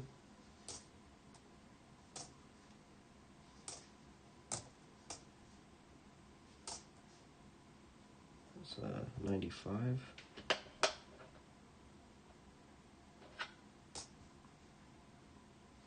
Too large. Got that wheat penny in here. It looks nice too. Good detail on the wheat. 83.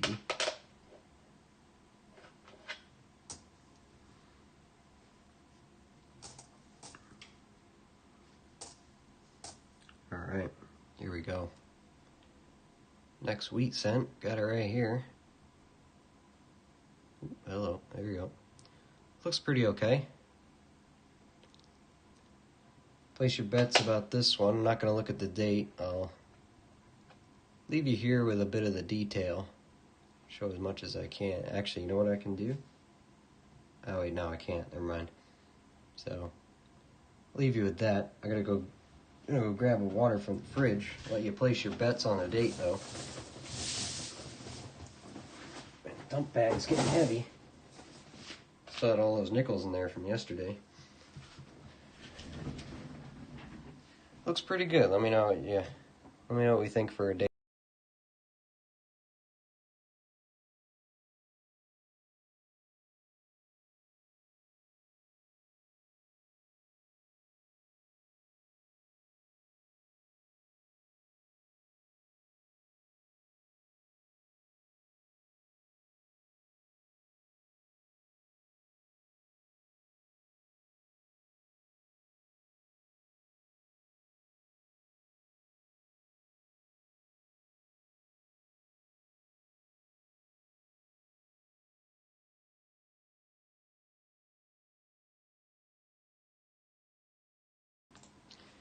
And we got some real optimism in here. All right, 45, 38, 44.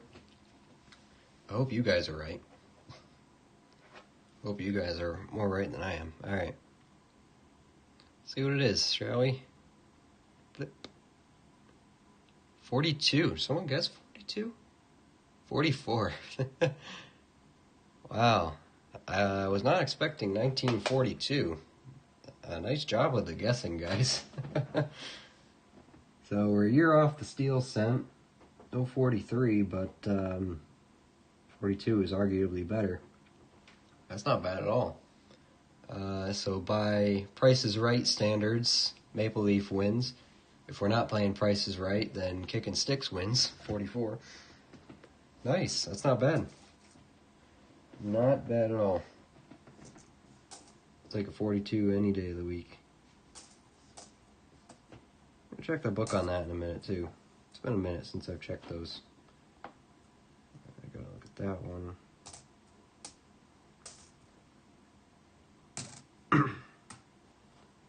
And a 69 Denver. Check this 95 real quick.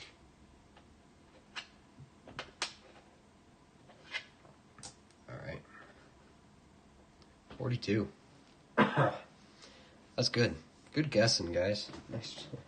You guys are actually way closer than what I would have guessed, because the back looked pretty nice. I thought maybe it would be another 50s. I would have been contractually obligated to guess 56 based on the other ones we got. But yeah, we're really raking in the 40s today. That's good. Not to mention the 25 we found. All right, I think you guys have more faith than I do. I should let you do the guessing more often. 1942. I wanted to pull the book out on that one.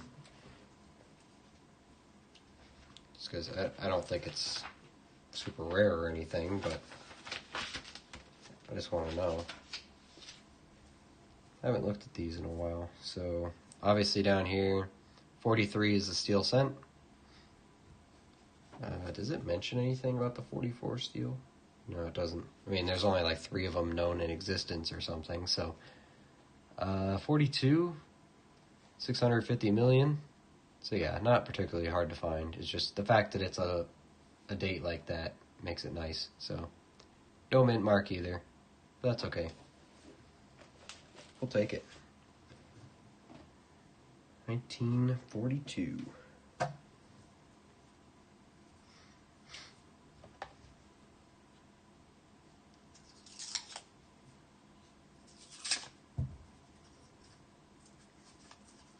Alright, we're now on roll 3.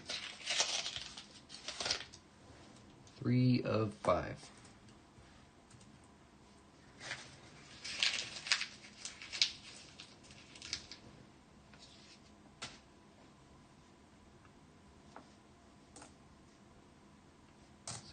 $74, 82 large. Let me take this one down, put it up there.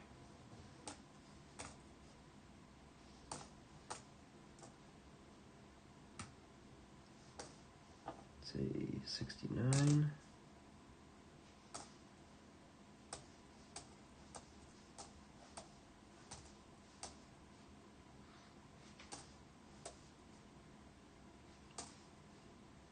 $82 again. Lots of 82s. I mean, you guys can't see my pile, but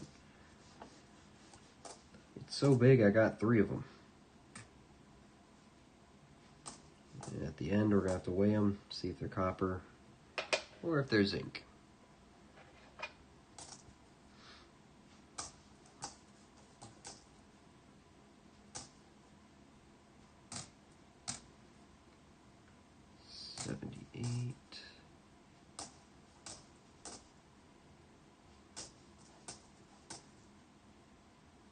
Another 82 large.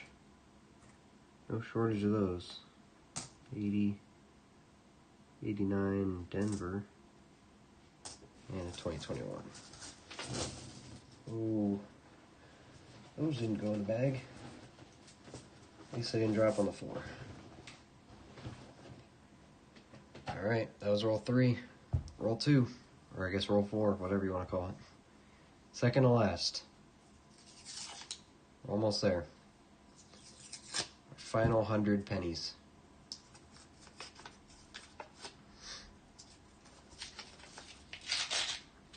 We've looked through 2,400 pennies so far. See wheat back here. Right there. I love it when they face this way. It means they can actually guess the date.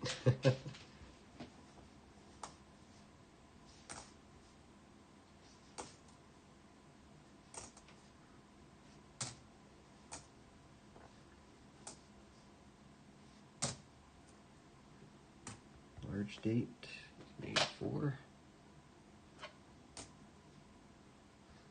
Another one. 94.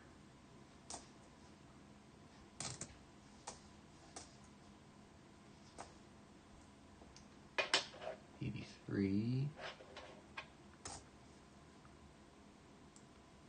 72. Look at this, these 72s, they do this a lot.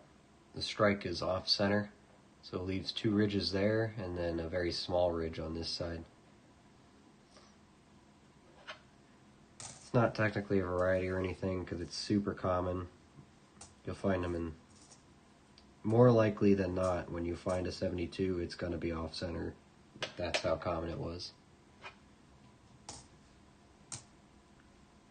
94, ooh, 61, 81, 67, 82 large, and here's the next wheat cent. Come on, camera. This one looks even better, and it's got some luster on it.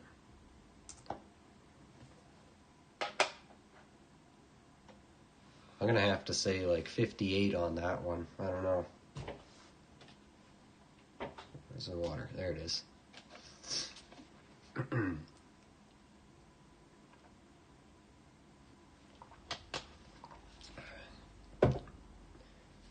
That would probably be my guess. I'm gonna have to say late 50s. Because if that's a 40s that shiny,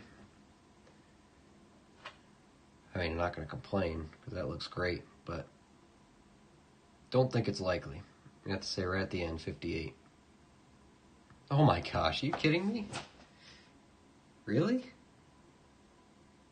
What's happening?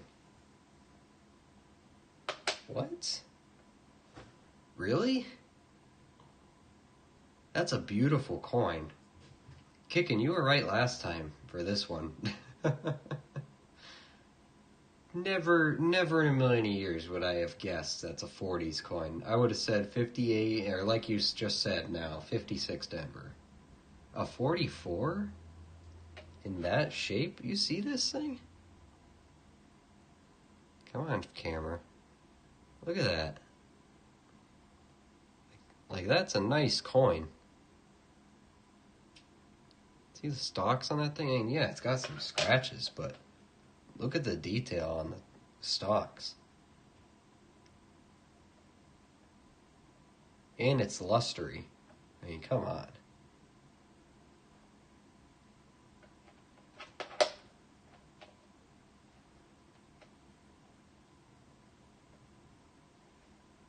That's crazy. There's no way that's a 44. Wow. What a nice coin. Alright. And I felt pretty confident saying late 50s on that one. Because having luster in the 40s is crazy. Let alone mid 40s like that. Wow. Okay. Can't argue with that, I guess. I mean, I'm happy about it. I'm just shocked. That's not supposed to happen. That wasn't in the script. So definitely, you know, A grade find right there. Definitely. All right. That leaves us here. Roll number 50. See here, box is empty. There's the roll. That box on the floor. Move our copper pile out of the way a little bit. We're on the final 50 coins. Got a 1990 something and a shield cent. Without further ado, let's take a look at it. Crack it open. 44. Wow.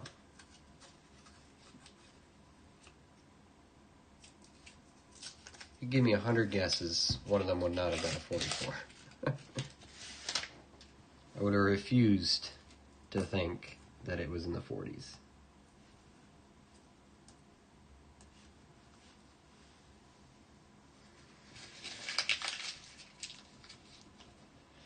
But I'll take it. I'm not going to put it back.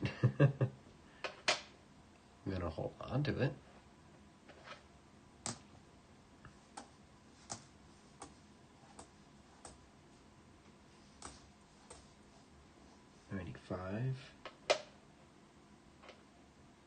This one's got a bit of a off-centered strike too.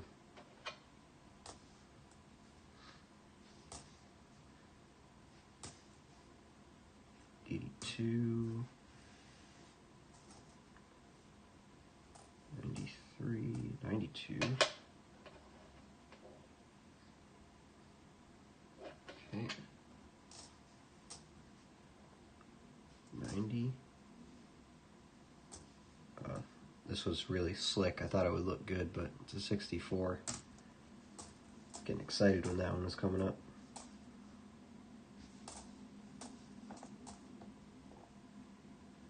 $92. Still not rich, guys. Not yet. But you can't find it if you don't look for it.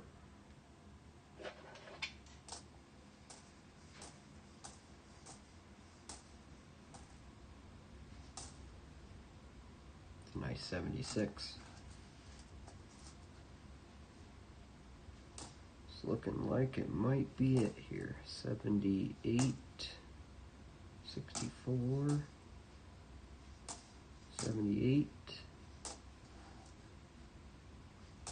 90, 88, 73, 18, and a 2020. That was it. There we go. 2,500 pennies searched. Is that right? Yeah, 50 times 50. Yep. But we got some good stuff to show for it. See if this will let me. Bring it over here. There we go. Got some real good stuff to show for it. Got the did I have them? Yeah, I got them all flipped over right. Setting the Canadians aside, let's put these in order. And so obviously, you know, prize horse of the show, 1925. Can't be mad about that at all. There's no way we're getting mad about that. 25. Next up was the 1940 right here. Corroded, but a good find. Next was the 42. It was the day of 40s, that's for sure. 42. Next up was the 44 we just found. Another prize pony. Like that's in great shape right there. Great condition. Alright, after the 44 comes the 48.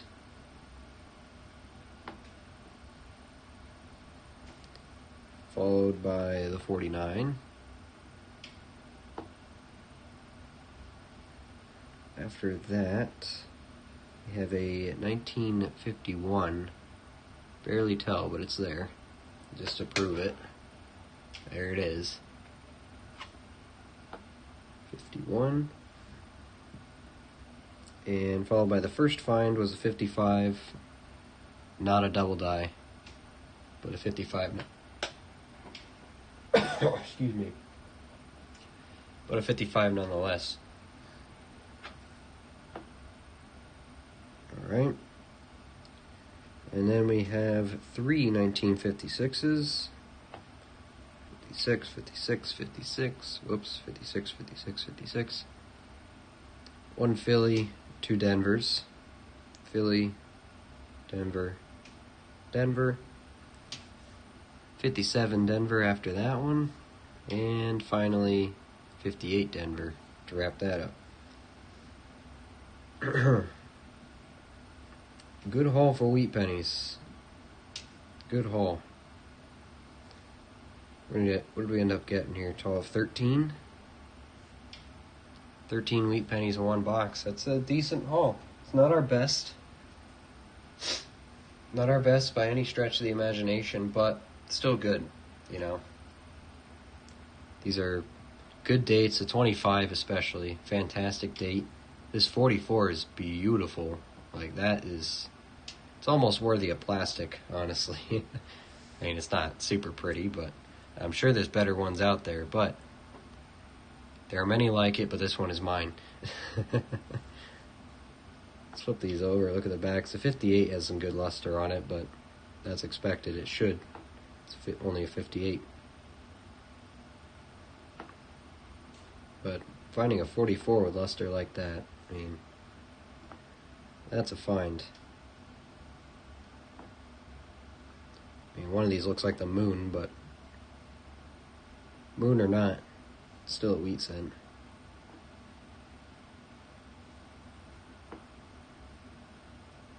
The 25 definitely looks like what I would expect a 25 to look like, but that 44, I mean, look at the back of that. That's what we saw. There's no way you're saying that's a 44 if you saw it. That looks way too nice. That's good. Good stuff right there. Good job, guys. We did it. Way to pull through on that one. Moving on to... Actually, you know what I'll do? I'll just... let me get rid of that. There we go. Now we can still see what we're doing here. Moving on, we got the Canadians. By date, we have 1982, 1984, another 1984, less pretty one, a 2005, and, 2003, and a 2005. Good finds there. Good finds there. We got some... Bring us down a bit. There we go. We got some San Francisco mint marks. 69, 72, and a 74. Always like finding those. 74 in particular is a bit lower of a mintage. Really like that. Definitely good collection finds. What else did we get out of here? We had the 2009s. We did not complete the collection, unfortunately. We only got to design 3. Not presidency. Professional life. But we did find them in order. Not that that means anything, but birth and early childhood. Formative years. And professional life. I always forget what this one's called. Formative years. Professional life. And we found 2 of those. So we're missing the presidency coin. That's okay. I think we more than made up for it with the other stuff we found, so it's going to have to be okay. I like the wheat cents. Yeah, I like them too. I mean, when we hunt penny boxes, this is primarily what we're looking for anyway. And just to have a really nice 1944 into the collection like that, I mean, that's beautiful. We like that. That's good. But I think for notable finds, that might be it. What was this one? Oh, that was just a cool colored one. The rest, found some 82 small dates, some 1960s. A couple nice ones for the collection. We're going to check them, compare them to the book here in a moment. A whole lot of copper, obviously. And we have some 1982s we have to weigh, so let's do that next. Those are the finds right there. You gonna stay up there, camera? Alright, thank you. Those are the finds right there, but we got some copper to look at here to sort through. I'm gonna scoot all these back up into the corner, out of the way, so we can get some other housekeeping done here, so we can move on. The S's out here, and the Canadians will go down here. Alright, let's get our jewelry scale out. Excuse me for just a second.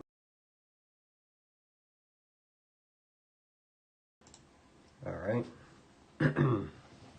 Now, I have a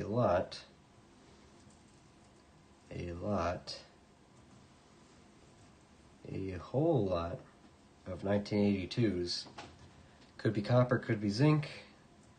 Fortunately, there's only one way to find out. We gotta hang out here, we gotta weigh them. Whoops, wrong pile already. Already messing this up. If it weighs 3 grams, it's copper. If it weighs anything less than that, it's zinc. And that's pretty much how you do this, so. Isn't this fun? This is the real fun part of sorting coins. I mean, I bet you I could get this probably 80% accuracy just by looking at them, but I've been tricked before. Toning on coins is weird. So it's much safer just to do it like this. Get the actual copper value out of it. Jewelry Scale does a pretty decent job at updating fast enough, so won't be sitting here forever. We're just gonna have to strap in a little bit, relax, stretch our legs after checking all those coins. Yeah, that one I would have guessed sink, so glad I didn't. But yeah, it's the fun side, fun part of coin roll hunting. And I could just give up and throw them all back to the bank, but I'm going to be stingy and get every last bit of money out of these coppers.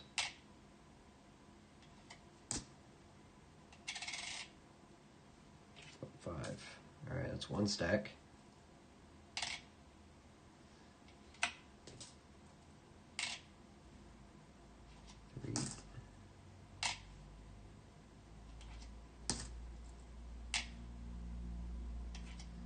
And oh boy, we pulled quite a lot of copper out this time. This box had a lot in it. I'll check at the end. I'll bring the box up that I put all the copper in. It's quite a lot. A lot to look at. But I think I'm going to have to retire the jars soon, because I have been putting them in jars, but the jars just fill up too quick. So I'm going to have to get either way bigger jars or just keep them in the box. Or a big bag, maybe. Might be a good idea.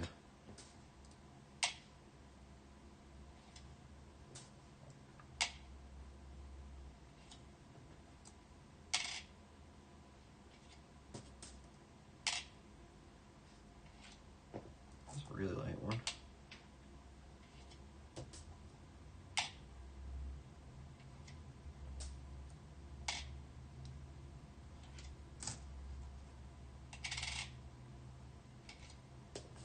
Pile 2, last one. Ooh.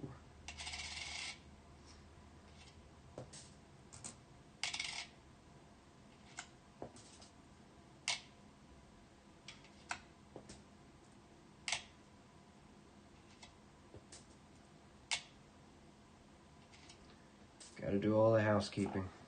It's no fun. Gotta do it.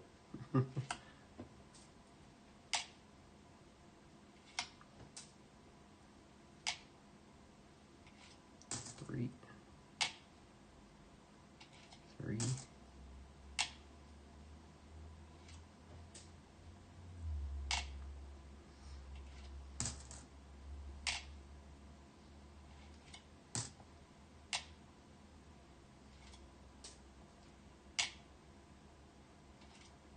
3. Almost done here. Yeah.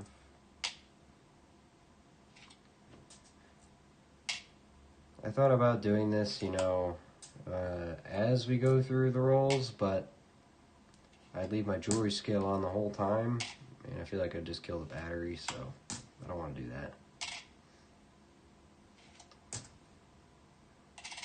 This doesn't take too long. What was that, like 2 minutes? 3 minutes? So, I'm okay with it. Alright. That was that section done. Got that out of the way. Now put this big dump bag back on the floor. Don't lug that around anymore. Let's get the copper box up here. Dump the remainder of this pile. This was all just from those 82s and from the last 10 rolls, so this box had a lot, had its fair share. I'm gonna mute this so it doesn't burst your eardrum.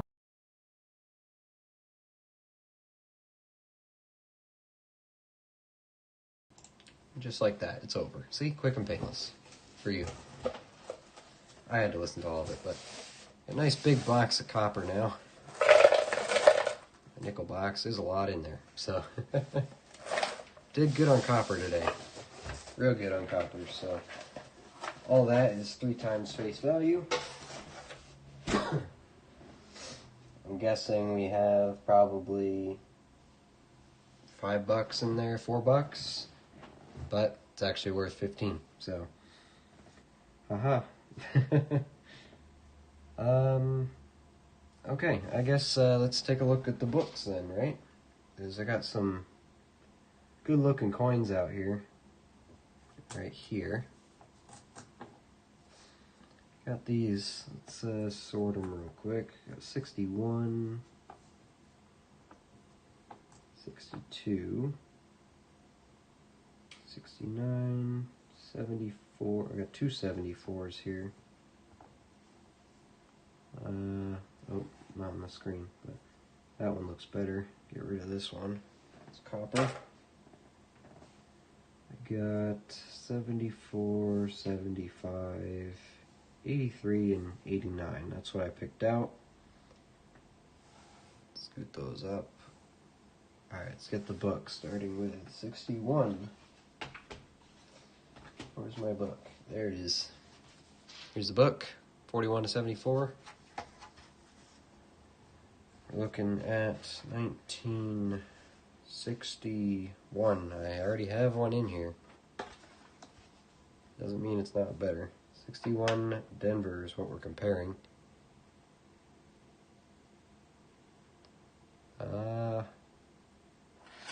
Might be a bit nicer. It moved on me.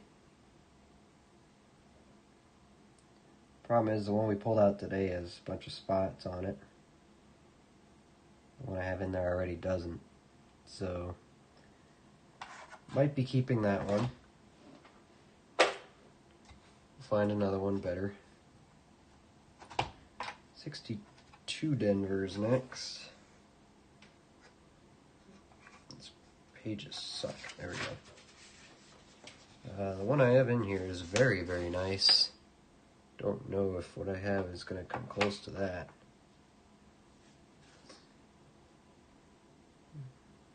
Maybe it will, but kind of not really. In person, the one we pulled out is not as good, so no upgrade there. What else we got? 69 Denver. 69 Denver. Got those two next to each other.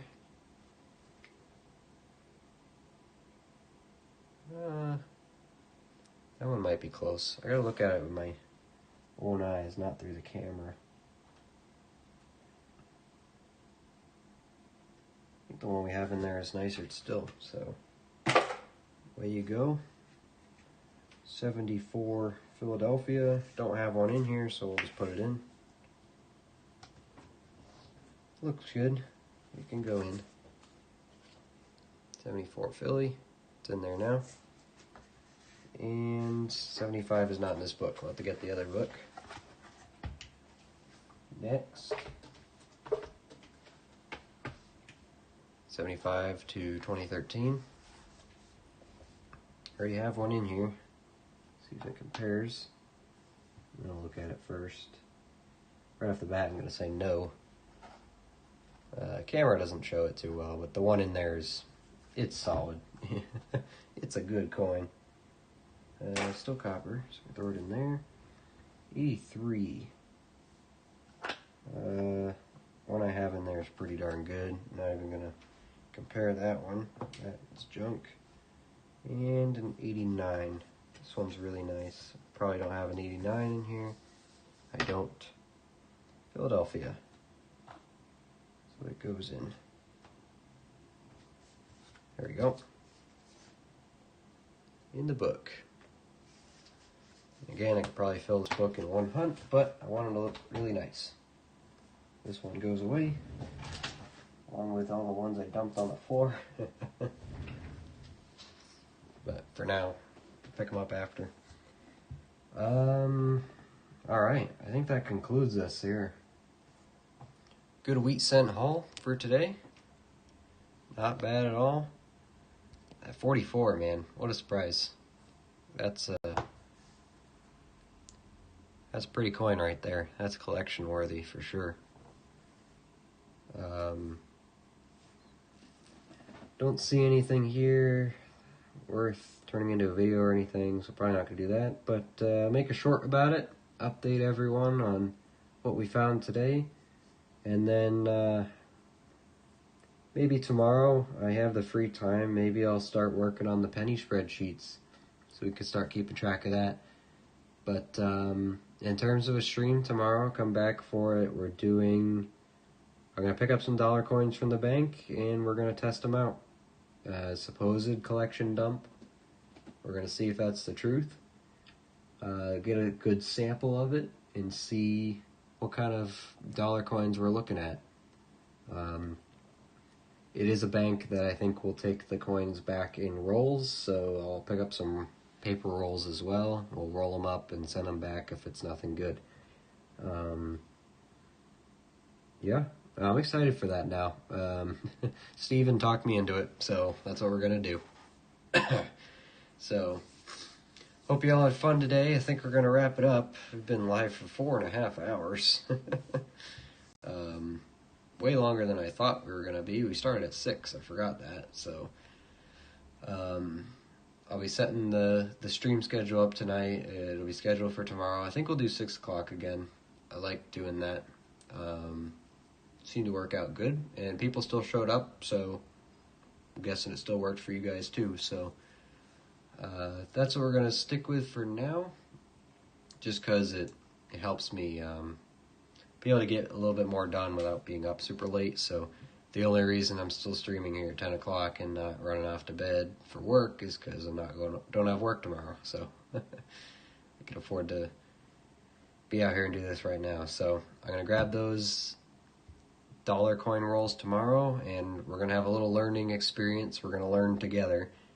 So if you have advice about dollar coins, bring it tomorrow. I'm going to need it.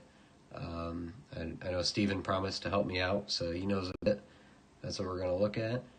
And so stay subscribed if you don't want to miss it. You'll get a notification hopefully when I go live. At least it's how it should work. I don't know if YouTube is very good at doing that still, but it's how it should work. And if you're interested in dollar coins, I'm excited to take a crack at it. I know a little bit. I don't know everything, so I'm going to need some help. But we got some resources. We got some books here. And maybe if they're just old enough, we might finally get some silver this year. Find some 40% silver dollar coins. You never know. Never know. If we can't find silver in the nickels, then maybe we'll find it in the dollar coins. I still don't know exactly how much I'm going to get. I'm going to make an executive decision tomorrow on how much I'm going to actually bring. But a couple $100 worth maybe is what it will end up being. And then worst case, I bring it right back next day. So it's not like it's throwing away money or anything. So yeah, so that's what we're going to do. And goal for the end of the week is to get $50 by next weekend. And if I can't get $50, I'll get some quarters. We'll try those out. But we're still going to do pennies, still going to do nickels next weekend. We're going to throw a bonus coin in though too. We'll do $50 or we'll do quarters. So no dimes here. We're not doing that. So that's what we're looking forward to tomorrow. Dollar coins, bring your expertise and bring your eyeballs. That's what we're going to be. That's what we're going to need here. So, hope you all had fun. I did. This is a rather enjoyable 4.5 hour stream. Thanks to everyone for hanging out and chatting. It was nice talking to you guys. Thanks for lending me your expertise as well. So, if you guys are free tomorrow night, stop in and we'll do more of this. I had a good time. But for now, I'm going to put some more food in me and try to sleep off the rest of this flu. And, because I got to definitely get ready to go to work Tuesday. Can't put it off any longer. Oh, man. So, yeah. Hope you all have a good night. Sleep well. Have a good time at work or whatever else you're doing tomorrow. And we'll see you back here tomorrow night, all right? Thanks for hanging out. I appreciate it. We'll see you tomorrow.